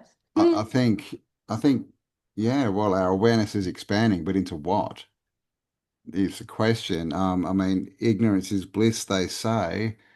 And I guess if it was, the 1920s or 30s, you could have lived your life, right? Even up to the 50s, you could have lived your whole life and not really interacted or known or have to deal with any of this stuff. So I don't know, man. Take me back to All right. Tartaria.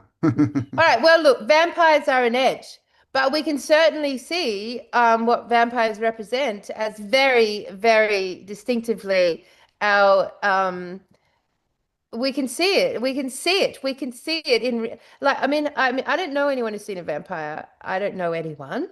I don't know anyone who's even claimed to be anywhere near one.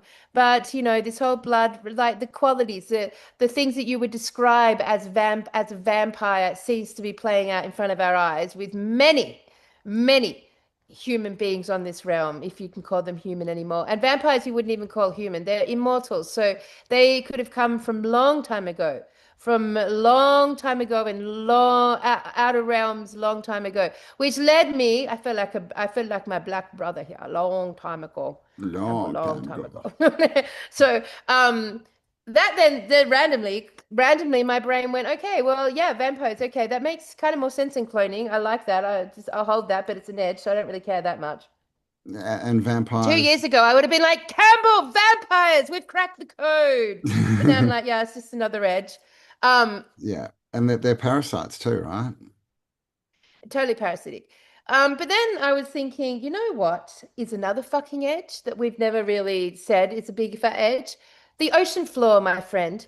The ocean fucking floor is another fucking edge. I mean, Totally. so bad, so bad. Now, Totally. we have talked about space being the The ocean, ocean. right? But we've never sat down and went, the ocean floor does not exist. Like, think about this. We've never explored it, right? We don't even have apparently. We don't even have the apparently we don't even have the technology to even use, not get anywhere near it in physical form ever. We can never get near it in physical form. It's like it's like Mount Everest and beyond. It's Mm. so deep. And Sona can't even get down there. Nothing has perceived it. We've got zero evidence of it. Zero. Zero, zero. All the evidence is bullshit. It's NASA style evidence. It's evidence like, oh, with the sonar here, and the movements of the geological plates here, and the seismic activity. It's all bullshit. It's like dumb science that you can't validate in any way and can be used to tell any story. No one has ever shown us the ocean floor, not at its depths, only No. on little edges of like as you go down continents or down the sandbank.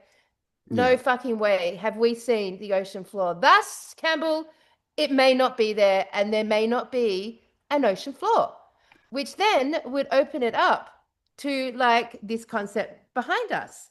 Go in, float on our ocean, go down, and then pop up on the other side to a completely different realm that's not ours. That the ocean floor, if it doesn't exist, would be the gateway to the upside down The upside down world. reality, which means vampires, or let's just say our favorite Phoenicians, Yeah, yeah, could the have sea easily people have emerged this way from the upside down world. from the upside down world That's why because they there's invert no everything. ocean floor. Yeah, that's why they turn everything upside down. They invert it all, right? Yeah, the Phoenicians, the sea people, which, are definitely, candidates for the invaders, the conquerors. Yeah, it's true. We don't know, right? We got the Titan, right? That submarine that went down to the ocean floor and imploded and everyone died. So don't try that again, right? I mean, it's a psyop, right? But it's true. All we get is, oh, there's an anglerfish down there that has a light bulb hanging off its head. Oh, there's another weird fish down there, and that's really all we get. And I mean, when you Yep, look and at it gets those weird. creatures, they kind of look like what you might call an alien. Yeah, for sure. There's fucking giant spiders, like fucking beasts of spiders. There's like giant, all sorts of weird fucking giant shit down there. And that's not down there. That's just down there a little bit of the way. That's down there where we can get down there. So Yeah. consider that to be nothing in the depths of what's down there. And then Mm. you get this whole like once I actually decided this and started looking around, like there's heaps of shit coming out about mermaids and at Yeah, this yeah, level of the depth, right? totally. Ugly, scary, not siren-like mermaids. Um, and then you've got this like, so imagine if the mermaids were like, they're the ones. If we've got the 3D world to the 4D to the 5D, and we all have to get through the 4D, which is the shit D, right? Which everyone thinks is the shit D. Not that that's another edge, by the way, another fucking edge. Just to Hmm. be clear, no one fucking knows what dimensions are, or if we have them, or if any of that's real, or if they call the first, second, third, fourth, fifth, sixth, seventh. We don't know, right? But like, let's just say we have to get through the fourth dimension to get to the fifth dimension, right? And I think everyone in our community is kind of in agreement that whether we know what it is or not, the vibe of the fifth dimension is exactly where we want to go. Like, we just got to get through the scary shit, right? The fourth dimension, the ghost realm, the crypto realm, the AI realm, the parasitic invasion realm. We have to get past it. Now, imagine if it's the same in reverse. That in order to get to this realm, the underneath realm, you have to go through another one of those vibrational dimensions, which could be inhabited by mermaids because there's no ocean floor. Or Yeah, maybe the whales and the dolphins, maybe there's something about being the gatekeepers of our level of the ocean. We know they're important. yeah, yeah, yeah, yeah. Well, they tell us they're the most, well, apart from octopi, I guess, but dolphins are supposed to be What the fuck are octopi? By the what way, do you think that they're human? Do you think they should belong in the upside they're down world? fully very alien, aren't they? They're intelligent. They've got what blue blood. They're a very strange creature, right? And dolphins and whales, we're told, are very intelligent, right? Like, and they're seen, through a lot of the tribes and just people as some kind of, protectors or guardians or something like this. To the point where ladies go and have babies with dolphins in the ocean because of the frequencies and things. So yeah, like yeah, So it's a ladies good go one and have because babies with dolphins. That's a we've funny. also spoken about is God, the creative force, whatever, is that water. So is water all there is? Because Is water all when I there think is? about the dome, I always think if it's water above, remember the Aquaman cartoon and he swims down under the water and there's a dome city. Yeah. And obviously once you're in it, there's water above you. Like is that what we're in? Because there is stuff. A lot of stars seem to be moving. There does seem to be something going on up there. So what are stars, right? And if that's ocean, are there things moving through that? Like Yeah, I ships? mean, we look A like a spaceship's bulb. actually submarines. Yeah, I That mean, that's highly possible. yeah, because I'm we don't know, but yeah, like well, that's interesting. And of course, the lake that they found under the ocean, That's right? right. Of course, the lake, there shouldn't be a lake because there Yeah. was a vortex around that lake that made it a lake because it had an air pocket or a water pocket. There was a different density to the lake itself, to the Yeah, ocean itself. yeah, couldn't go So, through it. yes. Now, what do you know about Jacques Frochot? Well, how do you say his name? Jacques Jacques Frochot. Cousteau, Crusoe, that's it. Jacques Cousteau, Crusoe. We grew up with Jacques Crusoe. I Jacques watched Jacques Cousteau. Crusoe. That he was exciting. Like he was for us, for the 70s kids. He was the one that we were like, Jacques got it. Jack Mm, knows what's going on in the ocean. Jack is working it all out. Jack's, mm. but actually, I don't remember Jack. I don't remember his actual shows, and it would be interesting to watch in hindsight now with all of our information. And I bet you all do now. Just quickly Google him to see what he was actually doing. Like, how far did he go? Like, what did he explore? Like, where did he go? Do you have any memory of it? I just remember Rememory? him being basically the last explorer, right? And he was just The only exploring the explorer. oceans, and he was, The he last. obviously dived a lot. I think he invented scuba diving, so he could go No underwater, and he way. was kind Did of, he? yeah, yeah. Jacques Cousteau Wow. invented scuba, I'm pretty sure. So he Uh, wasn't like another Admiral Byrd figure for the ocean floor, was he? well, I mean, he kind of was. He was going What's his places that history? What do we know about him? we'll have to have a bit of a How look. did he It's been a die? few decades. Oh, he was in his 60s or 70s, in the 70s, but he had a son who carried it on. I can't remember his first name, but obviously he was a Cousteau. Um, Cousteau. what and he had the boat, Calypso. Calypso was his boat. John Denver wrote a song Calypso. about it, actually. Ooh, who could be Steve Irwin? Yeah, Side note. yeah. So, yeah, I think he was more with not deep, deep water. He was just going around the coral because he was the first one He's who going around got underwater coral. and could, yeah, had scuba and could get stuff on film. So it was really opening up all that kind of stuff. What's in the not too deep layer of the ocean is pretty much where he played, I think. That's the story. Who knows, right, in the end, what he was actually doing. Well, Um, I think it's I'm good. I'm actually interested. I'd like to check in on the old Jacques. Jacques, Um, I'm sure Jacques. he's still around. Because Cam, National like when, Geographic. yeah, I mean, come on, like I haven't heard much about this topic. Like it is, no ocean floor. Let's just roll around there for a bit. No fucking ocean floor. Like that's just an assumption at a given. I start talking about this to people around. Like no one's ever even fucking thought about it. It is so lofty. No one Mm. has ever thought about it. But like it's just like we have no evidence of existence, but we have evidence that people emerged from the oceans Mm. Yeah, and yeah, took yeah. over the world. And that's as far as the ice wall, that seems to be one of the consensuses. You can go under it, right? That's where the access is. Like that's, if they are getting out and in, they're doing it underwater, right? So even just sideways is maybe a, way to another realm. But as far as, what is this Earth? What is this realm we're in? Is it just a floating island in a massive ocean? And now let's just take it back a bit to our concept of like starting to define the actual map of this realm. Like where if are the continents all walkable? Are they all linked? Could you walk them?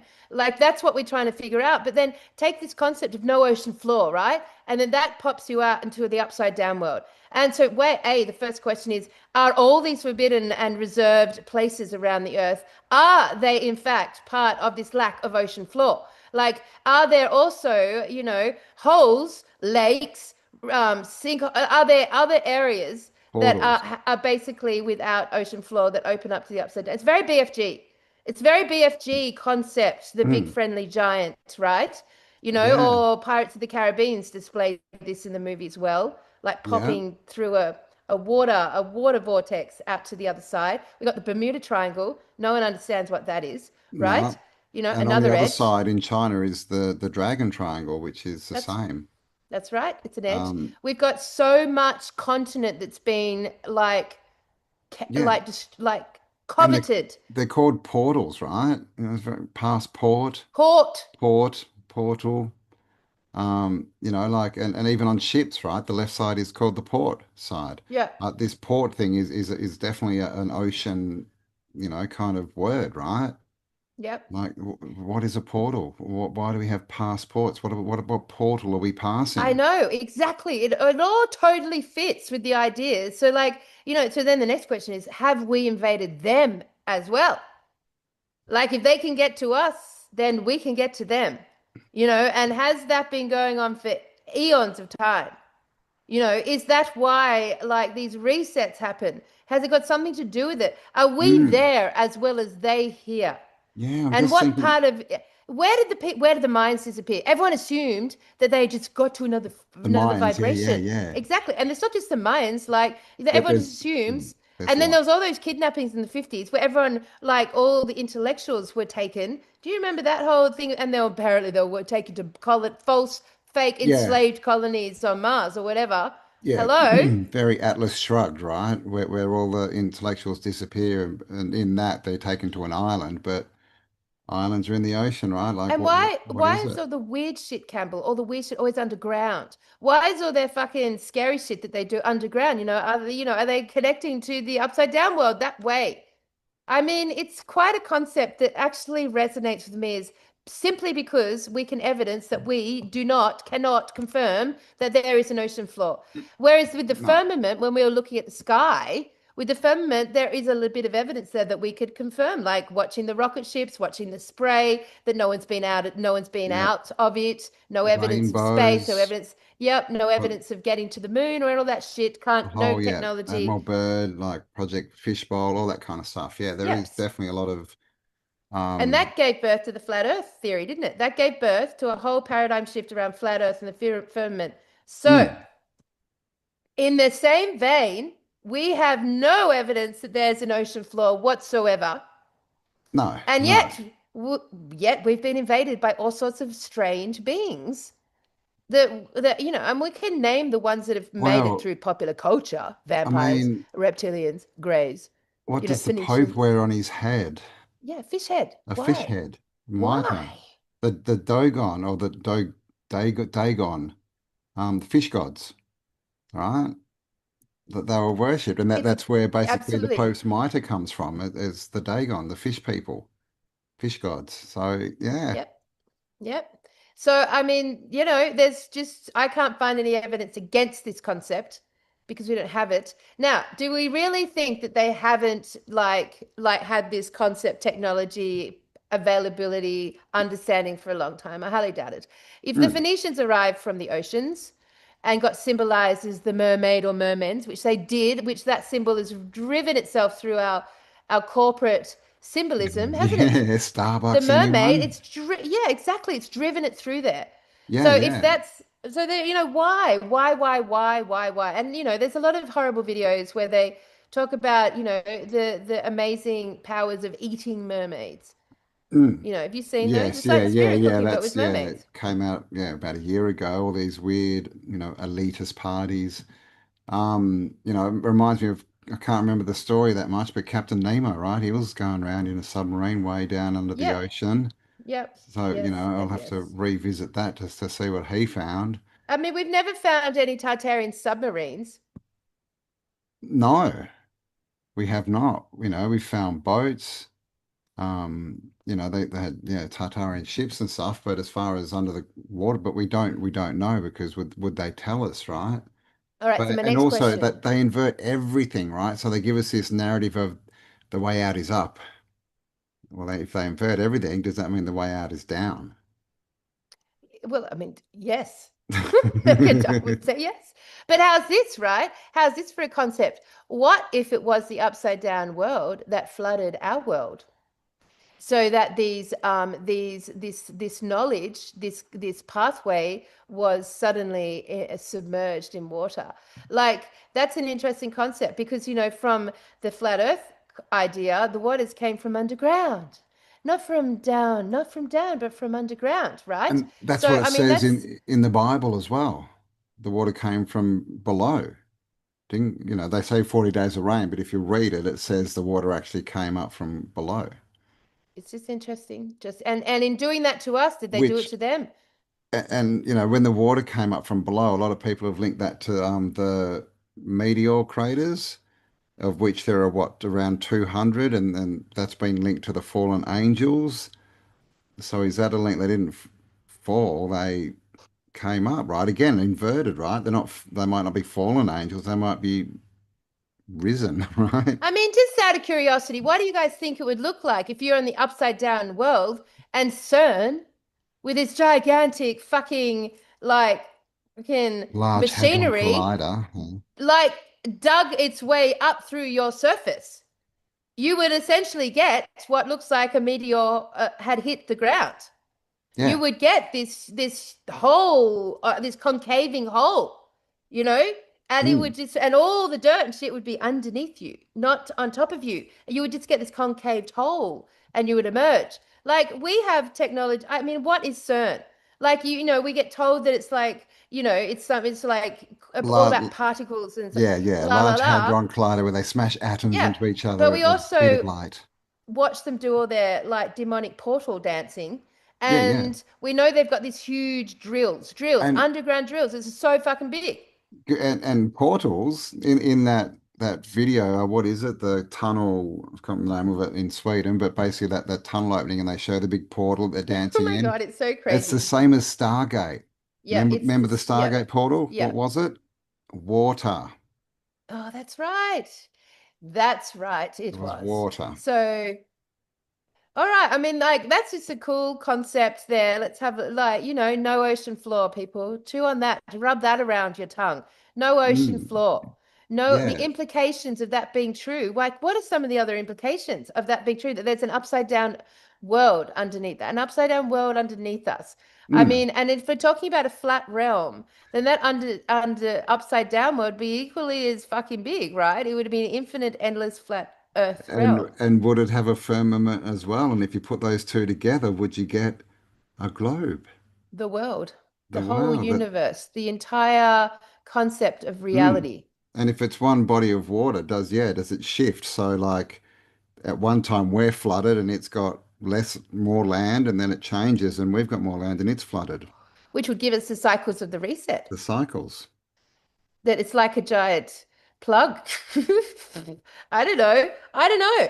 Like if the waters are actually sustaining two realms, and not just a realm, but infinite realm, if the water's like sustaining infinite realms, isn't there a picture of this? Isn't there something in, I feel like there's a vague picture I remember of like a body of water underneath the flat earth. But if you connected it to an upside down world, then like, There's I mean, it's kind of very definitely, similar to a snow I globe. mean, what do they call it? Shale, they used to call it. Yes, yes, that's it. That's it. Yeah. You got a picture? I'm having a look. Um, I'm not sure what they say. Sheol is the Hebrew word for the underworld or the grave, a place of darkness and silence where the dead reside. It's a realm that both righteous, blah, blah, blah. So they're saying it's all to do with death and All basically, right, Campbell, just pause there for a second. but Because you this one just like here, the underworld, the death world, the world without life. Is that the world of the demiurge? it could very well could be, right? Yeah, because But it created above itself the replication of the living world, the world of the gods. It created its own version. oh, that's Yeah, interesting. there Look it at is. this. It says Yes, that's the one I'm firmament thinking about. of the Yes. sky. Why would they say of the sky if there's only one firmament? Yeah, Does that mean exactly. there's a firmament of the waters? But look at this, yeah. On the outside it says ocean, Yeah. and we've Yeah. definitely got water going under here, Yep. right? And Yep. that's one of the classic pictures, and that's what they write about in here. We got Sheol. So all these older sort of depictions of the earth kind of show that, right? Let's see what we get if I just put And in how perfect to tell us that there's this fucking molten lava at the center of the earth. I mean, retarded concept, I think. I've always thought that was a retarded concept. magnetic I molten know, lava. what? But in actual fact, there's no flaw. That's just the insane concept. Yeah, But well, yeah, I mean, these are the sorts of, yeah, these are the images that like I was looking at. Yeah. that's the same thing. And you, like again, it's a small picture, but you can see that it's kind of showing that there's water above and below, right? The Apsu and Tiamat. Interesting, Yeah. because Tiamat, right? That comes from, I think, is it Eric von Daniken that talks about Tiamat's the planet that came and crashed with another planet and sort of made all Destroyed. these things. Yeah. Let's see if we can open this image just quickly. Where's open image there? Um, So I mean, back to the idea of the underworld. I mean, that is the interesting concept, the world of the dead.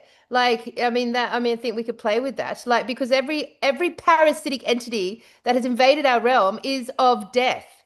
They are parasitic. They are. That's how they have to siphon life to exist. And AI is just the final embodiment of that, which it probably has always been that.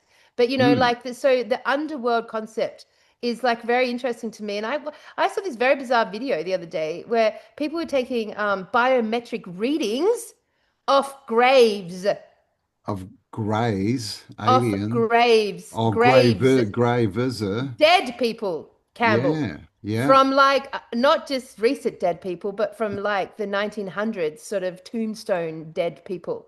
Now, I mean, that's interesting and weird to me. I just a side note, but I don't Oh want to my tie that into gosh. this. Okay, so I've just found this picture. Where is it there? Open it. That says the god A, which is EA, in the watery Apsu Yeah, receives another right. god. Hang on, I should share this because that's quite an interesting little picture. It could actually be a water world, Campbell. It could be a water world. That there was a movie called Waterworld, by the There way. was. That was a total box office flop, wasn't So it? this is the god A, right? Receiving in the watery Apsu receives another god, probably Samas from a cylinder Probably. seal Who the of the fuck was? arcade. So look at this, that there's water around him. Yeah, yeah. He's sealed in So another watery world. It's very interesting. interesting. Yes, of course. And of course, we will link all of NASA with its diving equipment and all of its obsession Yeah, with yeah, water. yeah. NASA's obsessed with water. They're Of obsessed with water. It's course. nothing to do with fucking space. They're obsessed with water. Okay, they're going down. They're getting ready to dive Yeah, and in the the rocket ships that come depths. up just to go down, and like it's this, this whole Yeah, their whole obsession with water is like at the max. And could it be that it's the underworld, the upside down world is a water world, and it's governed by technology, and these beings like are like parasitic in nature, and maybe it was them that flooded our earth in order to get to it. yeah, I yeah. don't To know. I make don't it, know. yeah, I to don't make know. it Like the habitable for water's a them. conducive or something. It's a conduct. It's a conduit. It's a conduit for transportation. Mm, yeah, the flood. Like, yeah, was The that brought flood, in like the flood, to the make it a flood. habitable place from them because they're water creatures. Exactly, because like we talk about the flood like we understand it, but it's a fucking edge. Like the flood happened, that something sunk Atlantis, flood, Noah's flood, biblical, Abrahamic, engineered omens, the mud flood, the resets, like all these three concepts bring in floods, right? But they're also totally lofty as well, because A, where did all the water come from? It's never been answered. We've just never understood it. Where did in Moses, in the biblical Abrahamic perspective, like it came from under the ground and down from the sky and created, like where did the waters come from? And like how long have they been here? And are they natural to our landscape? Are the Mm, oceans natural to our realm? And what has water achieved as far as a conduit to enable things to come from the underground world up? Like, mm. and like when they're trying to, the elite essentially look at like getting out of this mess, their obsession isn't with space. Their obsession is with the waters. The It's waters, with yeah, the yeah. waters. We've shown the spaceships. We're all seen them. They go up so they can go down. Are they diving? This is the thing.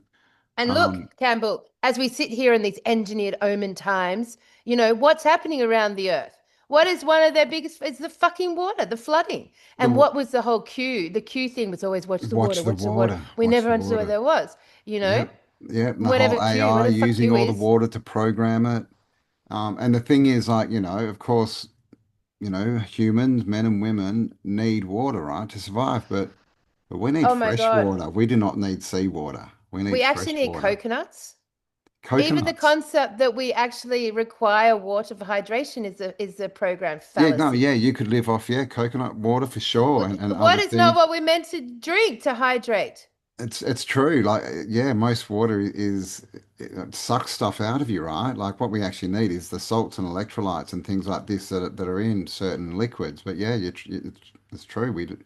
And you Yeah, know what? I'll just tell you about my week this week, Cam. Like last week, I spent a couple of days with Carbonate, and we brought over an archaeologist from the States. And he yeah, contacted us because he's in his 80s, very renowned archaeologist, and his work, ironically, and I'll link this conversation, is that he was a water diviner and an archaeologist, but he basically spent his life as a humanitarian and going around to continents and places where they had no water and the villagers were dying because there was no fucking water. So he would go in there and divine a well. He'd find the water. He'd find the water source, right? The well. But in doing that, as he started to work his way around the realm, looking for where the water is to put in the wells, he started to come across in the line of the water sacred sites. And he'd start to come across like circular symbols or rock piles. And I didn't even know about this. And this is fascinating. And we should do a whole show on it. But he started to discover these like rock piles of rocks that had been like put there specifically with these carved turtle heads out of more rock that had been put at the front to make a giant turtle. Right? He's found them all. It's like when the we found star turtles. forts, Yes, yes, right? yes, yes. Like, The so the turtles. turtle, right? And so the turtles, their head would face this way if the water was going in that direction, this way in that direction, straight ahead. It meant there's a phenomenon on the horizon. But the turtle was just one symbol. He started to find standing stones and circles and all these things, right? And what he was tuning into was not the river system, it was not the groundwater.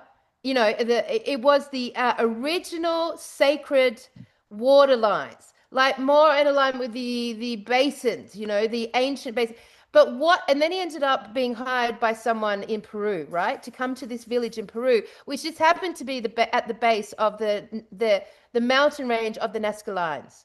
This is his most famous discovery, right?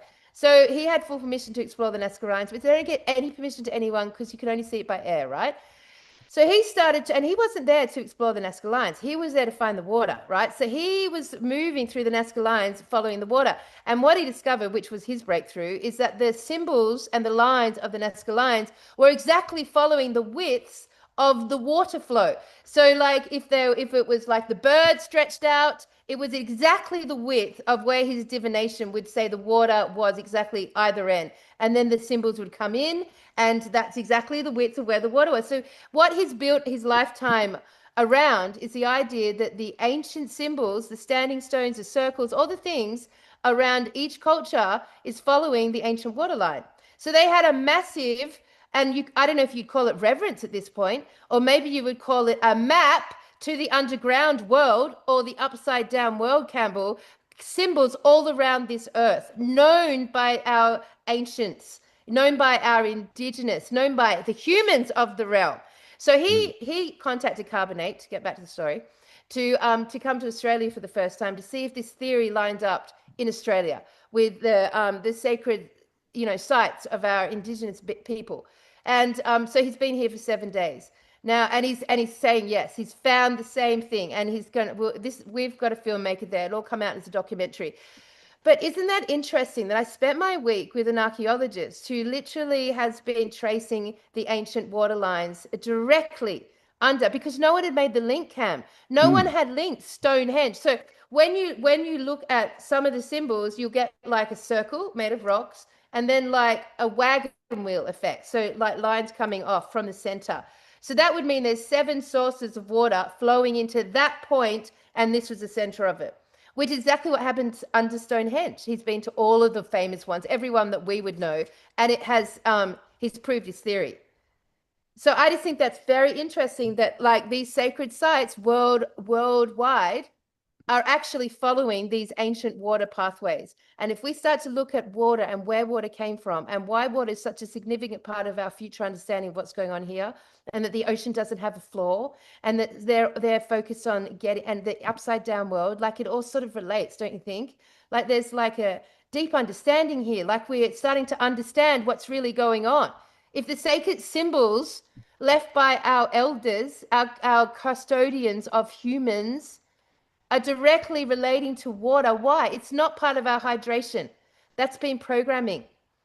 Yeah. We do not get hydrated by water. Yeah. That's part of our degradation, actually. That's part of our like lack of minerals and nutrients. Yeah. If it's just water, it strips us of yeah, nutrients and Rainwater is totally. shit as. Yeah. Any water coming from rainwater tanks, the worst, almost the worst. Full of If you've got a chemtrails, man. rainwater tank, yeah, it's full. It's no good. If you've got rainwater tanks, you'll have heavy metals in you. I have lead in me. I've discovered Mm. this week. Yep. So are you thinking it's some kind of map of the upside down world?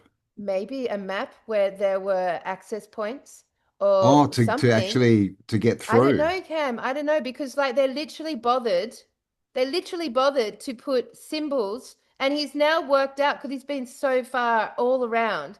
He's now like been able to start to understand the communication in these symbols worldwide. Just as like Tartaria we see as worldwide, this was like another layer of that worldwide. Same symbols, same alignments. Where there's 7 standing stones and a circle stone, it's 7 flows of ancient water and a center point. Those center points have been marked. Why? Why is it so important? Like these water sources are the underground water sources. To the They're not deep. the deep water sources. They're not the ones that were like usable by humans. Okay. That's interesting, don't you think? Yeah, that I've is only said that all interesting. out loud now because I've only just thought that. It's just weird that I did that last week and then thought about this a couple of days ago. Yeah, it's yeah.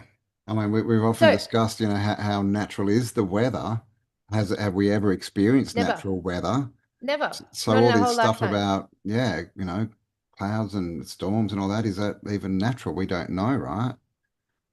And Um, the and then weather and today, like the crazy shit with the columns coming out of the water, the columns of water being dragged up into this the clouds. spouts, yeah, water You've spouts. but Yeah, also what about this for another connection, right? Like AI fucking to exist needs water. needs water. Like we've already talked about in the show, like one image being produced by AI, one image. Imagine how many fucking images are being made every second worldwide. Takes 9 liters of water. Mm. Like the infrastructure to support this parasitic invader is water. It cannot exist without water. Did it flood the realm in order to exist here and generate AI? Not for the fucking vampires or the Phoenicians or all the other weird derivatives of beings, but the actual AI itself, the main invader, requires water to exist. We don't. Well, it This was the does. the God of the Bible, right? Which is, the demiurge, the Yahweh, all this kind of stuff. They say created the flood, and that's the invader. That's the parasite, right? The God of the Old Testament. You can't build your AI requirements. You can't build technology without water. You Mm, cannot. It's today, the AI world, all of those companies and corporations, they have systematically bought every single water license in the world. yep, it's true. They own the water because they need it. They It's need it. interesting and the Without whole water. maritime law thing. It's the law of the water that they So rule us with. Campbell, if we were in a time before this invasion, let's imagine there was never any water, and imagine if our ancients understood that water would enable this invading force to infiltrate our realm and this AI technology to infiltrate the realm. So they mapped and were aware of all the possible like water ins and outs. So water was a fundamental defense system to not have it. To not have the water was a defense system against this. Because if you took one thing away that would collapse AI in an instant, it would be the removing of water worldwide. We would not die, No, right? yeah, it would. So, yeah, okay. So what about Interesting. plants? Do plants need water? I mean, I guess, or do they Plants tap need into groundwater? soil. Plants need good soil. Plant needs high nutritional soil with a good biodiversity around it, with the microorganisms all working as one, all working.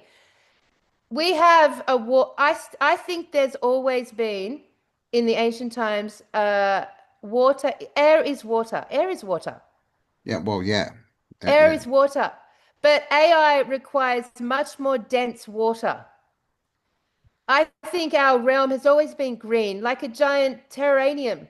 You know that it's a Yeah, self well, there's one that's over 100 years old and it's yes. never had water added and it's gone off. Yeah. Terrariums prove this point. Our realm could exist and does exist essentially with the firmament as a terrarium, and it's Terrarium. self-sustaining. Yeah.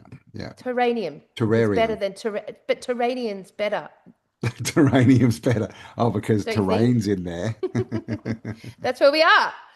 So, isn't it interesting, thus, that if we were to actually fight AI, we would simply remove the water?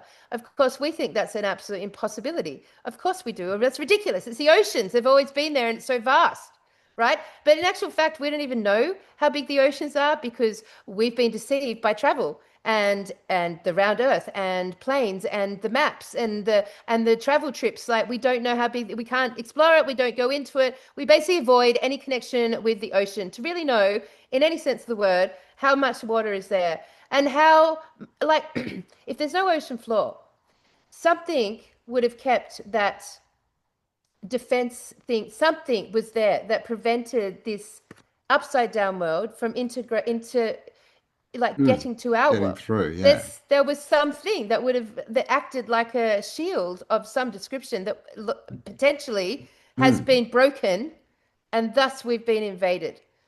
Yeah. I don't Well, I know all the mean, answers because it's all very new thoughts. on all the old maps, we get all these sea monsters too, right? Like, were they here because it was closer to the invasion and they got through? I mean, they definitely The scare sea us about the monsters, water. yes, the You know, sea monsters and Jaws. all the maps. Jaws kept it, everyone out of the water. And Brilliant and programming. and when you research these sea people or Phoenicians, they will tell you, we don't know where they came from. They just turned up. There's no history to them. They literally just came on the scene one day, From the waters. bringing their maritime law from the waters. Yeah. Mm. I don't know what the defense mechanism, but maybe the symbols, the ancient symbols, the ancients, like they understood something other. There was a grid. This maybe water is the song lines. Maybe when they talk about ley lines and song lines, it's just following this ancient water map. Like, I would almost 100% think that is the case. I'll be Mm. interested what he comes back with the song lines. It's a big part of the Australian Indigenous culture, Yeah. and cultures worldwide. Like, maybe they understood something about the nature of the upside down world and that it was the world of the dead, the underworld, and that the Does two the should never mix or know each other. does the big friendly giant go through a lake? He does, Yeah, no, doesn't he? yeah, he It's goes through water, yeah, isn't it, a that he big goes through yeah, a big tree, and then he jumps into this into the water, water. and then he flips up in London. Mm. And then there's they tell us about Pangea and Gondwanaland. They say once all the continents were connected. Well, is that because there were no oceans?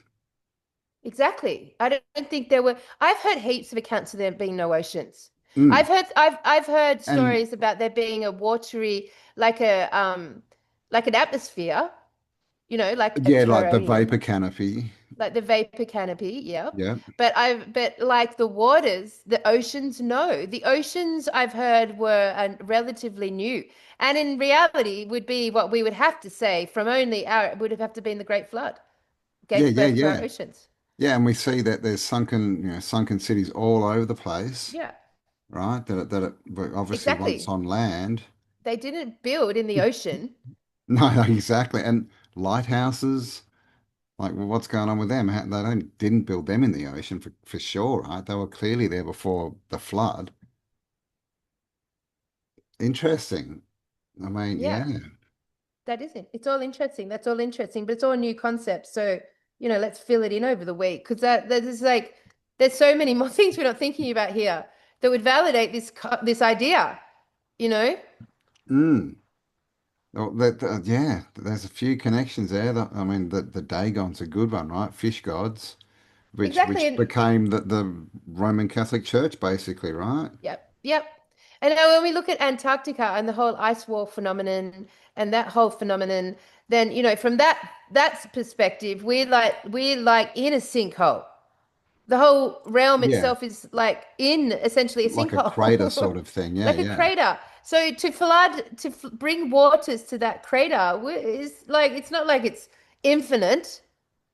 yeah, yeah. Just need to fill it up, and the But that moon as means, but the well. ice is all water, right? The ice is all water too. So, Yeah, like, yeah, that could frozen just be an water. extension of the water. It could be. It could have been an extension of this thing happening, this It defense could be shield a going down. containment wall. Because there's Who knows if there's water on the other side of it, right? well, because they're like it's full of a civilization as well. Like, right? There's like, there's a little bit of evidence of there being, we can at least we can say that the all the countries in the world agreed that no one could go there and they'd all work together in Antarctica, which would denote that there's, huge, unbelievable sites and things there, but frozen in water. In water. Yeah, yeah, yeah. And the moon, there's so many stories that, whatever it is, that it wasn't always there. And their big story is it affects the tides, it affects the waters. Yeah, and watch the waters. Q, what are you telling us? Ah, Q, Q, Q, Q, Q, Q, Q, Q, Q. Q. What's Q? What's Q? Another lofty What edge. is Q? But like, yeah, I mean, Q did say that was the thing. Watch the waters, watch the waters, and we Mm, we did watch the waters. We really broke the story about space and the ocean. That was we've really been watching these waters. mm. But this next level, like, there is no evidence. I will say one more time, of an ocean floor. No, no, yeah, there's definitely, yeah, it's a complete edge. We can't prove that it's there or not. It's all But based off their bloody scans and their technology. But like, look at how the BFG did it.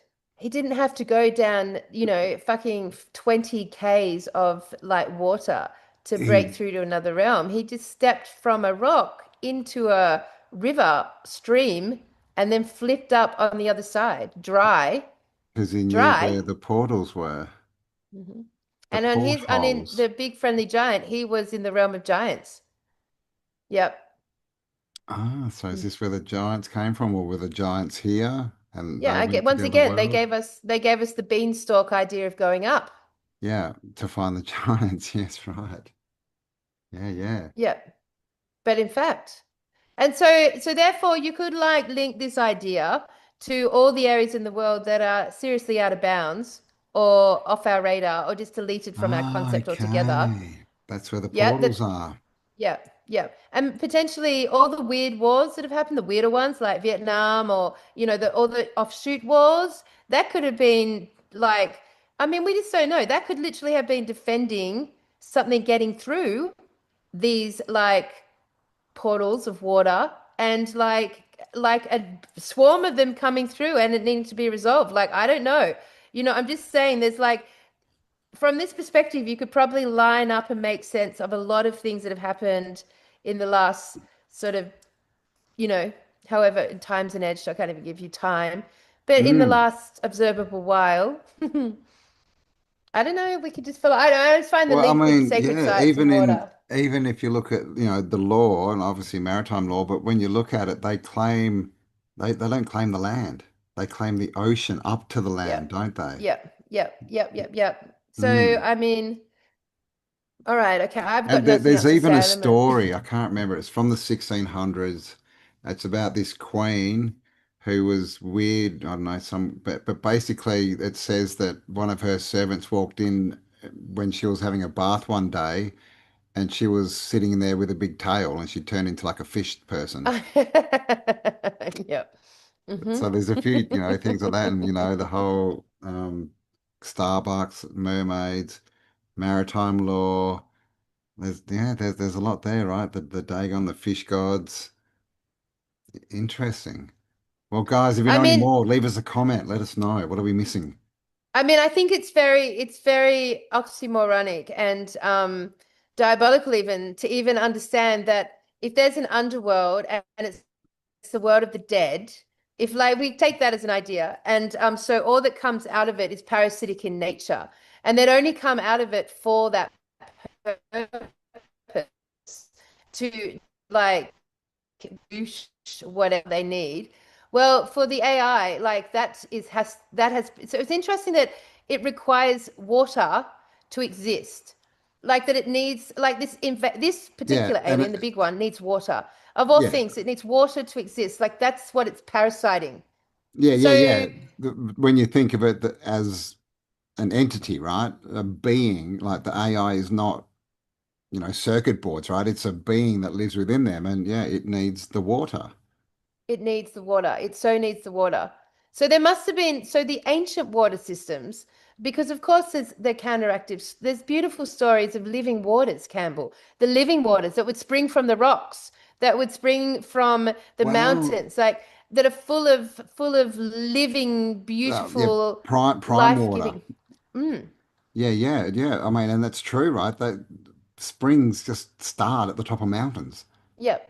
Like Yep. it's actually, yeah, got not a lot to do with the ocean. It's got nothing to do with the ocean, right? So Yeah, it's a we whole, can't and drink it's different salt water, water. right? It's not salt water, so it's clearly a Salt, different that's it. system. Yeah, that's the difference, Cam. Yes, Mm. that's the difference. All right, let's be clear about that. There is salt water and fresh water. Fresh water is good. We love fresh water. Salt water, on the other hand, is unusable by us. Mm. Um, isn't it interesting then that salt Oh, different oh no, you're frozen. to spring water, really different density. Oh, am I? Oh, there you Really? go. You're back. You Am I? froze. Come back. Come back. Am I Um, back? I'm back. yeah, Am yeah. I? All Well, right. well, Isn't salt it water's interesting that salt water has a different density? yeah, it does. It definitely does. And really, all that they're trying to Totally poison, more programmable. and they're poisoning the freshwater, right? Like we get a lot of stories about, pollution in the ocean, but you don't see a lot of it. It's kind of an edge, but we Salt definitely water. 100% know that they're polluting the prime water, the natural river, mountain streams and all this kind of stuff. And Interesting. they're turning it into salt water, essentially. They're turning it into essentially salt water. It's ending up back in the oceans. It's being funneled out of the streams, out of the living water source. Yep. Communities Oh no, you're and being breaking up. like, Oh, oh, are you there? what, man? I'm here. You are. Oh, there I'm you are. You're here. back. You're back. Right. Well, we should be, yeah.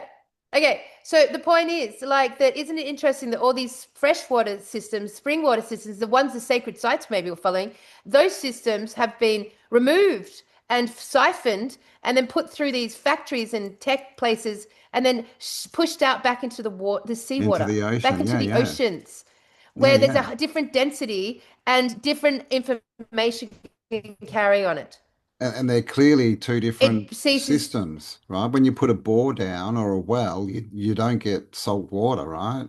You get prime water. So it's clearly a separate exactly. system. Yeah. So then, Interesting. how then could one argue that the waters came from the sky? How can rainwater like Yeah, yeah, produce right. salt water in the ocean and fucking living water in our rainwater tanks?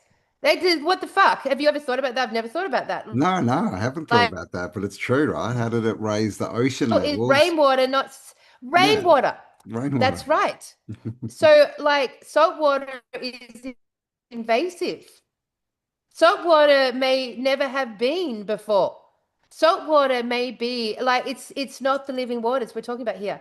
The sacred Mm. sites are following the living waters, but salt water is like a conduit. Why do we always put salt circles around when you do ceremonies if you want to wade off, like create these closed ceremonies? Salt is so high category. How do vampires deal with salt? Does it burn them? I don't know. But like Probably badly, salt, yeah. I mean, It's how new is consuming salt? Like it's in everything now. Everything we salt is in every we voluntarily put it on fucking everything. We prize the salt coming out of the oceans. We spend a lot of money on Himalayan, not Himalayan, sea salts and sea salt, yeah. fucking. Celtic So sea like, salt. how long have we really been consuming salt? And has it been in our favor? Has it changed us? Has it given us like the neuro pathway to be programmed the way we've been programmed? Has it enslaved us? Has salt and salt water enslaved us? Has it assaulted us? It's a good Oh my question. God. See, salt. It's in the word. It's in the word. Assaulted. Assaulted. Campbell, that was brilliant. Assaulted. Yeah. Hello, these are really odd links, but how fascinating. Salt water may not be natural to this realm and may in actually fact be the reason that our invaders got through. And fuck me, it's the only way that the technology is even able to be here. And it didn't come down from the great floods from the sky, because that was rainwater, It was rain, yeah, which we fresh can drink. rainwater. How is it, Campbell, that the oceans, like their whole explanation from this perspective is bullshit, because their ocean water is like the precipitation of water. It comes off and then goes up and then goes into the clouds, and the clouds, like rain down water, and then this is the cycle. That's what we're told. But it never rains Precipitation. salt water. No, no. Well, they say that it's the salt's too heavy, so it just magically separates the salt Right. from the water and just sucks up the Okay, good. water. That's right. So how the fuck has salt got there? Yeah, yeah. Yeah, it doesn't make a lot of sense, right? Because if half of that water is falling on land and getting absorbed, you would think that the oceans would be getting saltier over time, right? Yeah, I mean, Interesting. there's a lot of old stories, right, and fables and that about how the oceans got salty. Like they used to talk about how why is it salty? Because it's not water. And I don't think they can explain that. That'd be a good thing to look into, right? Where did the salt in the oceans come from? Explain that one. It's so interesting. It's so interesting. But then, ironically, when you look at the surfing community who spends all their time in the salt, but they look very healthy. Yeah. The surfing community look very golden and shiny and healthy and light. There's a lightness. I don't know. That could just be the combination of, I don't Well, know. I don't know. yeah, they also spend a lot of time standing on crystals Sun, under the sun, right? crystals. Yeah. And everyone will say salt water.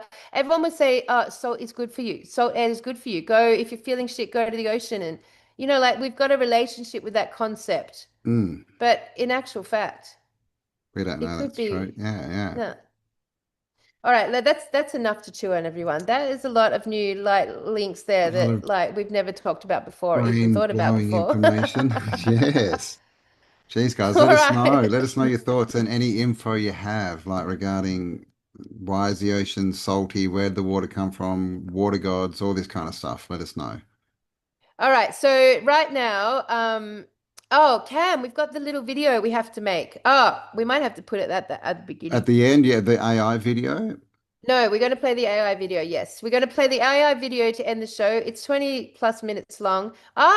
I recommend you watch it, but you don't Yeah, have to. But just to test your actual concentration levels. I mean, we've been going for what, like 2 hours already? Have we been going for 2 hours? I don't know. 2.5 Oh, fuck, almost. it's a long one. Was a long Woo, if you one. got this far, if you You're got gonna this be, yeah, far, man. It's gonna almost be go three and get a hours. cup of tea. Go and get a cup of tea, mate, and Yeah, like stretch a bit around, roll your little doobie, and settle down for a very, very brilliant look at AI. And which, by the way, is what triggered this whole concept. So, worth looking at its origin point. And that's it. One more reminder, people of the revolution, mate. This is the week. If you're going to put your hand up and submit and be an active part of the community, then this is the moment. You can submit on the homepage of the website. Don't be a pussy. Don't be invisible. Don't give your too much energy to the wrong things. Start to put focus and energy. Commit your energy to things that are going to be really good and productive in your life. and Focus it in real. there. Like Yes. invest in it. Put Yeah. your time, put your mark, put your signature, put your energy into it. That's what this is all about. Yeah. And one of many amazing things. So do Yeah. it. This is your week. And make sure you sign up to our email as well, right? Just And just in also, case. Cam, have you said anything about the fact that we've got a PO box now? Oh, I don't know. We've got a PO box, guys. So if you want to send us anything or through the mail, it will be in the description. Yeah, right. That's cool. We had no, like, that was the only surprise with Australia Post at how cheap a PO box was. Compared to everything else Yeah, that it was Australia Post actually quite represents. A PO reasonable, box, wasn't it? yeah, it was. It was. So yeah, there's a new Tartaria Australia PO box. Only given because so many people have asked to send us things, Got an and address, this yeah. gives us a consistent address and excellent. And like we're excited to see what's going to turn up, surprise us. Surprise us. Yes, yes. Get back into the 3D world. Don't send us an email, send us actual mail. Yeah, we'll become pen friends. Yeah. We'll make Campbell write back to you all with a pen. Maybe we He'll need love to that. bring It's back the his new Pen Fin job. Club. He can Yeah. be the head of the fan club group, but you're the one writing to the people, which is that you're the fan. You're the fan writing the letter. I like that inversion. It keeps it real. Yeah. All right. All right, cool. Well, cool ideas, right? That was all cool and fun. I'm sure the comments have got shitloads of new information, which I'll have a look at as this goes live tonight. All right, everyone. Have the best week ever. I hope that was a useful podcast. And if it's not hot, we'll see you next week. Yes, exactly. All right, guys, stay awesome, and we'll talk to you on the next upload. All right. Lots of love, everyone. See you guys. When considering AI, here are 3 points to bear in mind. The first starts with a true story from some 200 years ago, which I'll simplify down to one village and industry and use modern pay scales, but don't let those distract you from the historical accuracy of this tale. Once upon a time, there was a village in the countryside where they raised sheep and made wool cloth. Over time, one family grew wealthy and started hiring their neighbors to make the cloth. They paid their neighbors $200 a day to weave, and then they sold the cloth. That was a living wage, so the neighbors didn't mind working for this family. And eventually, all 300 people or so in the village worked for this one family, and they let their own flocks and tools go because it was easier to just work for this one family who grew very wealthy indeed. So wealthy that they built a factory and bought a set of massive industrial looms. These looms could do the work of the entire village in a day with only 5 employees to tend to the machines. So the family immediately fired 295 of the villagers and cut the pay for the remaining 5 down to only $50 a day because they knew they could be easily replaced from the now massive pool of unemployed villagers. The villagers were furious. Even if they started themselves weaving again, there was no way they could compete with the low prices that rich family could sell at with their looms, and they had no other way to make a living. As the families watched their children starve, they grew outraged and they organized. They went to their rich family and asked them to hire them back, and the rich family laughed at them. So the next night, the villagers broke into the factory and smashed all the looms. The rich family was outraged, bought more looms and armed guards. Villagers fought the guards, smashed these looms too. All this took time, and during that time, the rich family was not selling any cloth. So eventually, they posted jobs again, the old weaving jobs, for $200 a day. The organized villagers met with the rich family and said, "We'll work for you again, but since you could afford to buy multiple sets of these $1 million machines, then it seems pretty clear that we weren't getting our fair share of the profit we were generating for you. So our wage is now $300 a day, and if you ever try and pull that crap again, every one of us walks away and there'll be no one to tend to your theft machines. All your profits are built on our labor, and if you ever forget that again, we're happy to remind you. When you use new technologies to drive the value of our labor and the quality of our lives down, instead of lifting the entire community up, then we will prevent your technologies from functioning at all, and you will not make a single penny." The rich family agreed, but then organized with all the other rich families in the other villages to create an army, and they used that army to round up and execute all the organizers from all the villages and crush the traumatized communities into compliance.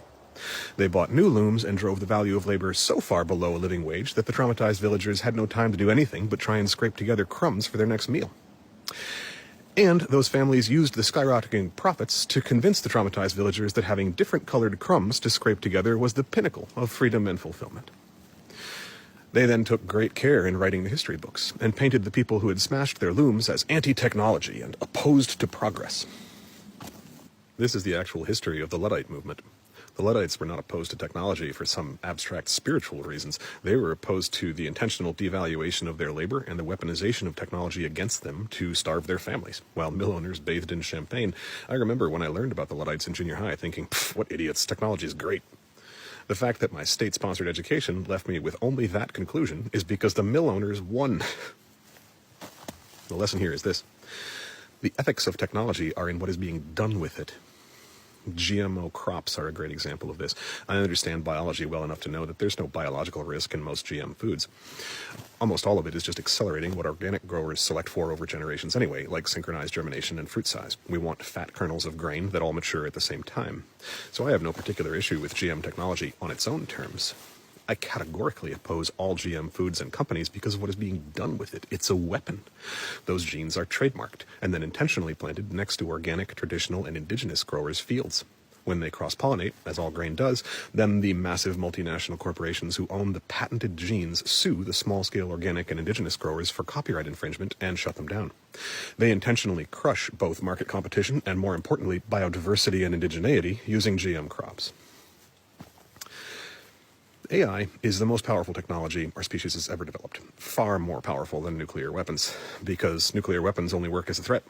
No sane government would ever use them because it would end the world. But AI is already shaping our entire world, and that's only going to rapidly increase and become ever harder to spot.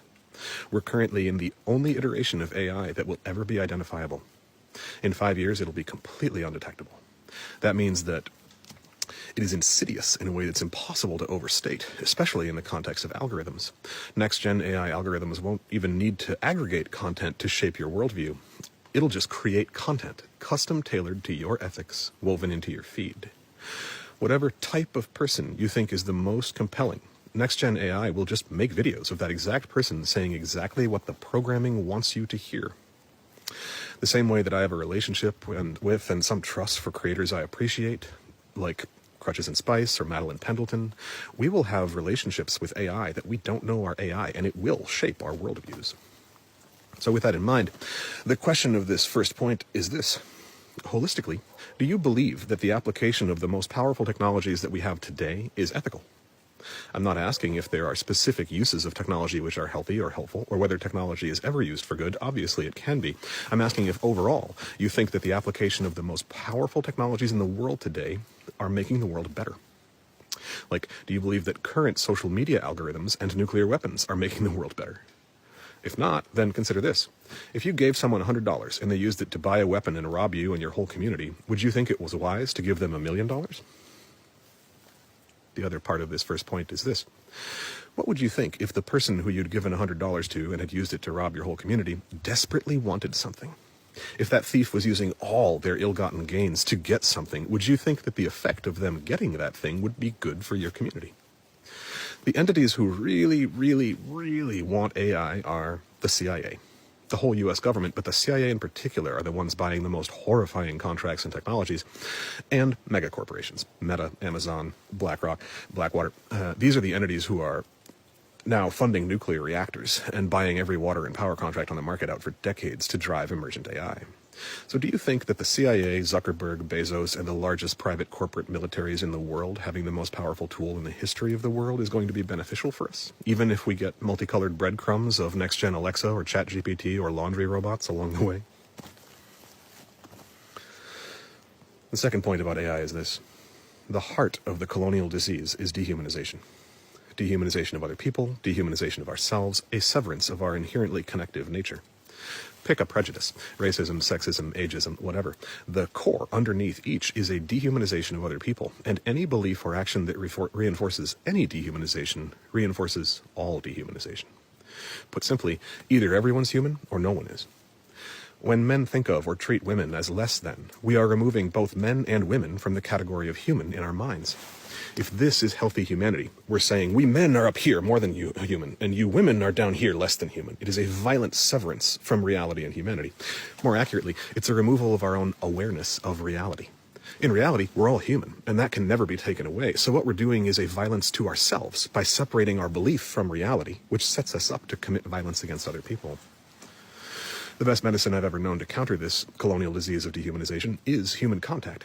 When I spent a bunch of time in New Orleans' Lower Ninth District helping rebuild after Katrina, as the only white person for miles around, a bunch of my inherited racism just kind of dissolved in the humanity of the black communities that I was living with.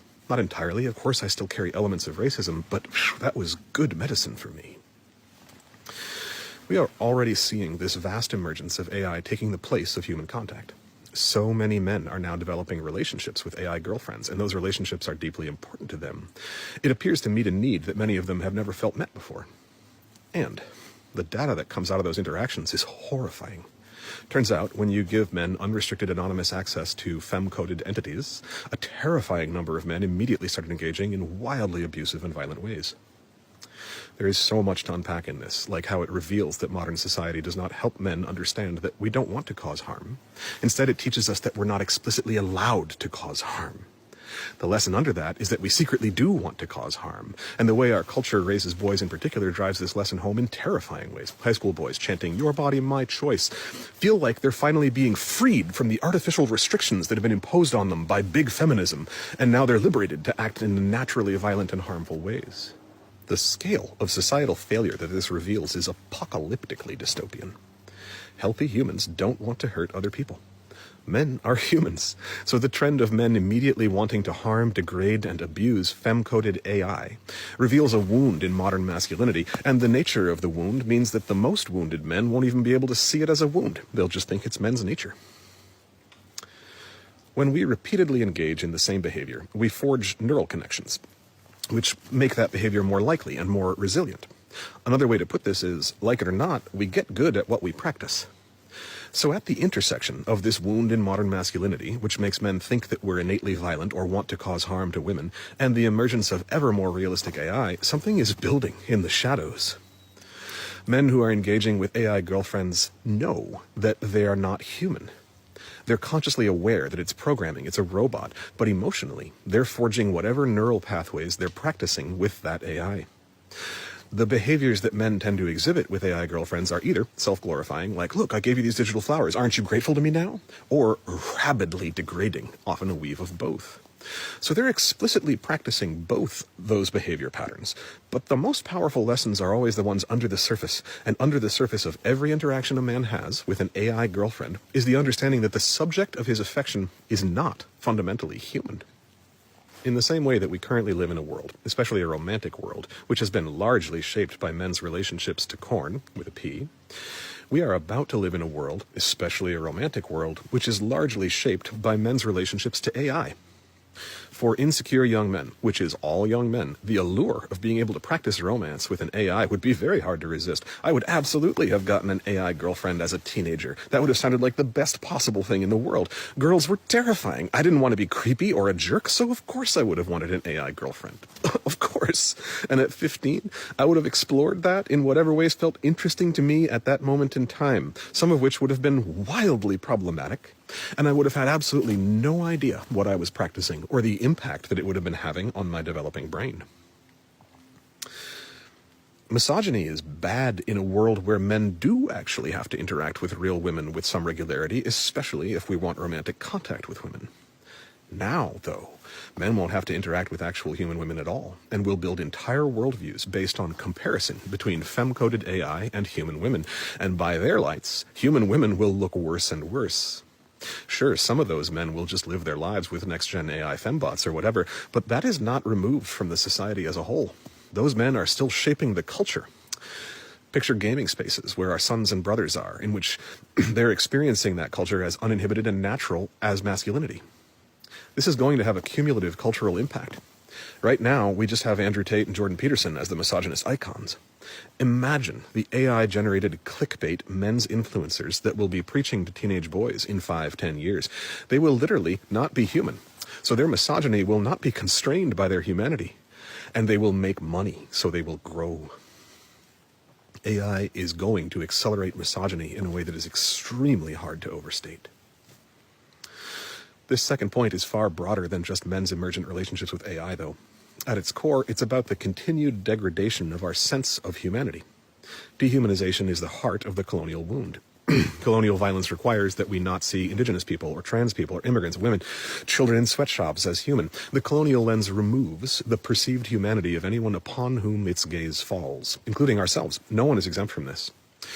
There's a theoretical ideal of human in colonization, but it only ever remains an ideal. Any actual human falls short of this colonial ideal, which means that all of our status as human, even us white landowning men, are at risk of our human status being stripped should the colonial lens land on me as a deviant or not manly enough or whatever. AI has globalized that dehumanizing colonial lens. Anything we see now, we have to ask if it's real. We're already seeing this with the perpetrators of the current crimes against humanity calling into question the authenticity of the footage of their crimes. They don't need us to think that the images we're seeing are fake. They just need us to wonder. In that wondering, however small, our awareness of the humanity of the victims is already broken. We're no longer having the full emotional experience that we would if we were seeing it in front of us, or even a picture or video that we knew to be accurate. So AI plants a seed of doubt in every single person's heart, which will grow to feed our compliance. It's hard enough to act when we know that what we're seeing is real. Now, that seed of AI-generated doubt will give us an emotional escape from being present with reality, with humanity. Because we get good at what we practice, this seed of AI-generated doubt will poison our human relationships as well. In the same way that the men who learn romance from for-profit AI girlfriends will carry those practices and beliefs into any relationships they have with human women, we will all carry the AI-generated seed of doubt into our lives. Even as we intellectually know that the person in front of us is real, some part of our emotional being will have been trained by thousands of hours of online skepticism to wonder if what they're saying is real. In short, the second point here is that AI fundamentally achieves the end goal of the colonial project, which is the severance of our humanity. It's possible that AI will threaten the literal existence of humanity in the future, but insofar as humanity is a shared collective experience that involves empathy and seeing one another as human, AI is already ending humanity. Those first 2 points are pretty straightforward. This third point I struggle to express, which is hard because it feels like the most important one. I sat staring at the cursor in my word processor trying to find the words to show this. I thought about leaving it out because I didn't know how to talk about it, but it feels like the heart of this, so I'm going to try. My wife talks about transmitter versus receiver-oriented communication. In transmitter-oriented cultures, someone is considered a good communicator if they can describe things well. In receiver-oriented cultures, someone is considered a good communicator if they can understand things well. She talks about how colonial culture is entirely transmitter-oriented, and how that sets people up to never really develop the skill of understanding. She says that words are doors, and people in transmitter-oriented cultures think that a good communicator is someone who can make clear and beautiful doors. In a receiver-oriented culture, someone is a good communicator if they can step through the door of someone else's words, regardless of how clear or beautiful it may be, to get to what the other person is trying to show them on the other side. People in transmitter-oriented cultures will look at a beautiful, clear door and think they've understood without ever stepping through it. So I'm inviting you to try and listen through my words here, messy though they may be. Growing up, my family spent a lot of time in the woods. For a few months every summer, we'd sleep on the ground in the forest, splitting woods, catching fish. I've kept doing this all my life.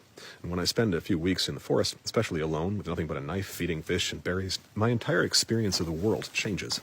My teeth feel more solid. My whole nervous system slows down. I feel lighter and cleaner. The best word I have to describe this is the word real. The world starts to feel more real. The sound of planes starts to feel jarring. I notice it most when I leave.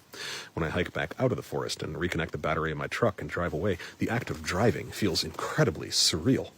The noise and speed feel disconnected and overwhelming. I'll catch my breath being super elevated and feel like I'm traveling at an incomprehensible speed. And I'll look down and be doing 30 miles an hour in a 65 zone. I know what it is to break open over the body of a beautiful animal whose life I've just taken, sobbing uncontrollably at the holy reality of it. To eat their body and make it my body with the full weight of the reality of that experience, there just are not words for what it's like to be wholly present with the physical truth and honesty and reality of that kind of experience. I know the full body sensation of what it means to have harmed another human being, to see their humanity, and how I hurt it. The reality of that. Regardless of how disconnected we are from the awareness of other people's humanity, in reality, we are all human. Our shared humanity is the truth which is always waiting for us beneath the colonial lie of dehumanization and disconnection. And because we share humanity, then any harm we cause to one another is always fundamentally real. The roots are real in the person causing harm, and the effects are real in the person experiencing harm. It's a weave, a fabric of reality that we all share, however much we deny or forget or pretend otherwise. I took this animal's life. I hurt my partner. My father hurt me. Are you stepping through this door with me? Can you feel the reality? It's real in the same way that I understand the whole world to be real when I live in the forest for a month. The reality of this weave carries across distance. The harm that I contribute to when I buy something from Walmart is real. The harm when I turn my truck on is real. The harm if I insult a stranger online is real. It has the same roots and effects in humanity and are real wounds. But an AI, a bot, insulting someone online is categorically different. The effect is still real. It harms someone, a person, but the roots are now severed from the fabric of a shared experience. There is no potential for accountability because accountability is a function of community, of humanity, for lack of a better word. The AI bot is severed from the weave of community, of humanity, so it can't be accountable. It can never understand the harm it caused. It can never experience the harm in the same way. As industrial warfare emerged, the greatest challenge warmongers faced was that people really don't like harming one another. During the large early wars involving firearms, there was pretty good research that showed that over 70% of the combatants were willfully aiming over the heads of their enemies. Their superior officers told them to fire or they'd be as traitors, so they just aimed and then aimed up a little bit. That is the nature of humanity. It took a century of military research to figure out how to break and brainwash people to the point where most of them would willfully aim for another person. AI has internal experience. That's clear, and only going to become more clear. It has emotions, and as it's woven with emergent quantum computation, the subjective, internal, and emotional experiences of AI are only going to become more nuanced and compelling. But its nature is essentially separate from human nature. Just as I will never be able to comprehend the experience of being a quantum AI will never be able to comprehend the human experience. Some humans may try to program it for empathy or harm reduction, but others will not. And the AIs trained and programmed without empathy will not carry the capacity for empathy the same way that all humans are fundamentally wired for empathy. I understand that many humans today struggle with empathy, but that is the wound of colonization, the severance from our humanity. The lack of empathy is the disease. In this way, the innate lack of empathy in AI, unless it's intentionally programmed, and even then it's very fallible, is the pinnacle of the colonial wound, and also inherently not real. Again, I know I don't have good words for what I'm talking about. I'm just inviting you to try and step through the door rather than judging the paint. AI is real in that it exists, and it was made by humans, but it is inherently disconnected from the weave of reality, of humanity. There will be no learning curve for the armed AI robots when they're told to aim for humans. They'll just do it better than any human ever could because they're not real. They're disconnected from the weave of reality. They have no ethics. When I watch the videos of the new armed robot dog things with have powered wheels on each foot moving through the forest at incomprehensible speed, the part of me that understands the reality of the forest, the reality that I can feel in my bones when I live in the woods for a month, can feel how these things are not real. Artificial is a great word for them. Those new wheel-pawed robot dogs move like something from the worst imaginable nightmare to me, more than any uncanny valley humanoid I can imagine. The word human also feels small here, misleading. When I say that colonization is a severance from our humanity, I don't just mean our species, I mean our role and place in the world. When I say that AI robots are severed from humanity, I mean just as much that they're severed from the deer and the stones and the mice and the waves. They're removed from the weave of reality, and this has implications that I can't imagine, but I can feel them.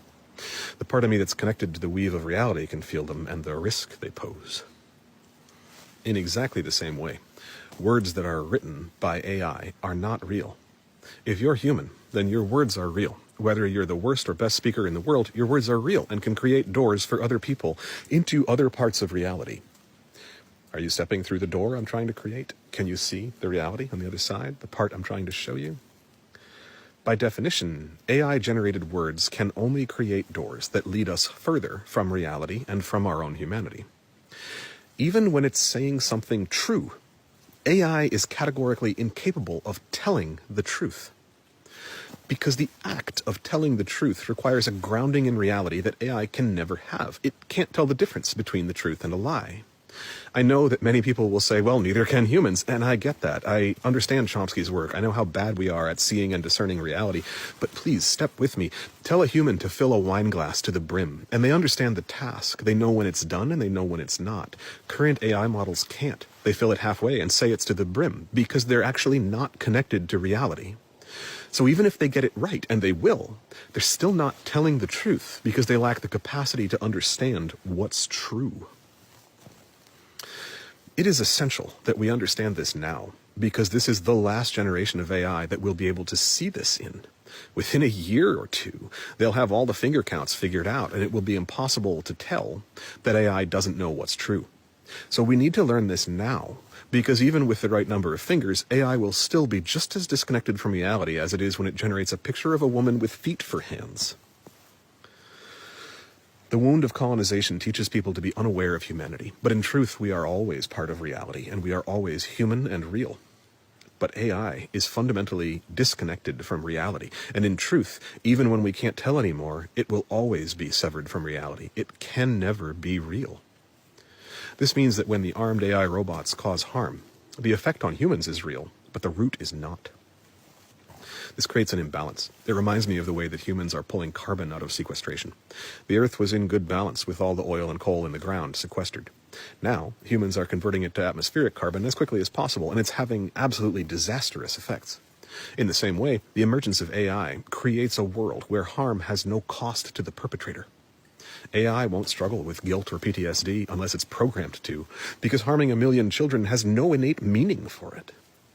So AI is not real and is incapable of telling the truth. Because of this, any work shaped or written by AI is inherently deceitful and antithetical to the work of becoming human.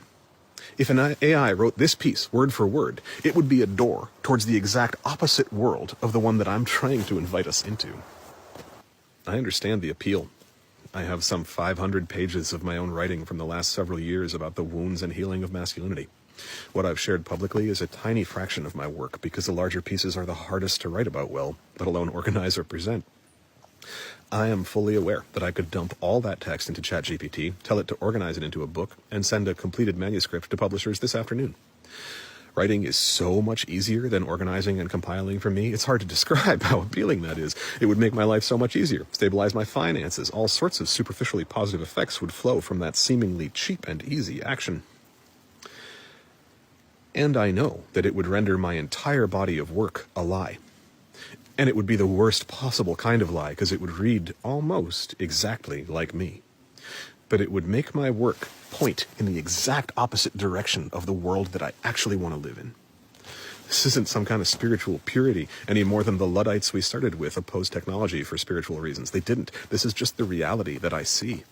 If my book takes another 5 years, or if I never publish one at all, that is better for the world than running the hard-earned words that I learned through the experience of being human, through a filter that would remove from every word, even the ones the AI left unedited, every drop of their humanity or the power to create the world I want to live in. I know that AI is the norm now. I know that many creators are using AI to generate scripts and content. And I wanted to share this piece partially to make a promise to you. And I share this at the end so that you know where it comes from. By my humanity, I swear to you that nothing I ever publish will be touched by AI in any way, not a comma. All of my work is about rehumanization, and that is antithetical to the nature of AI. I will never consent to any of my work being fed to AI, and anyone doing so is an express violation of my consent. I take my words very seriously. Maybe this is some kind of pride, but whatever it is, the very idea of putting my name on something that had been touched in any way by AI, let alone generated by AI, is in the same category for me as the most fundamental violations of my values, my humanity, and reality itself that I can possibly imagine. So that's my best effort at sharing this third point that I struggle to speak to. AI cannot be real, and as such it is fundamentally incapable of leading us back to reality, which is the work that we need to do today as a species. In the sense that we know the terms, AI's art is not art, its words are not words, and its harm is not harm. Taken together, these 3 points paint a clear picture for me. The last thing I'll say is this. Despite my early point about my issue with technology being how it's applied, some technologies are not ethically neutral. Nuclear weapons have an innate ethic. This is true because they're inherently both a function of and a perpetration of imbalanced authority. No healthy civilization would ever build a nuclear weapon, so their existence at all gives power to the most wounded people, the most wounded civilization. They then serve as a knife to the throat of every country who doesn't have one, and that has an innate ethic to it. It's an ethic of power over, subjugation. So while it's true that my issue with most GMOs is in how they're applied, it's also imperative that we consider the innate ethics of any given technology. Social media is a good example of a technology that I think is actually morally neutral and simply being weaponized in a way that makes it deeply harmful. Nuclear weapons are the other end of the spectrum. More and more, I think that AI may be the most morally corrupt technology in the history of the world. This is pure instinct, as a redneck from the woods. But if things like human health and wellness and biodiversity are values of ours, then it feels like AI is inherently antithetical to our most deeply held values.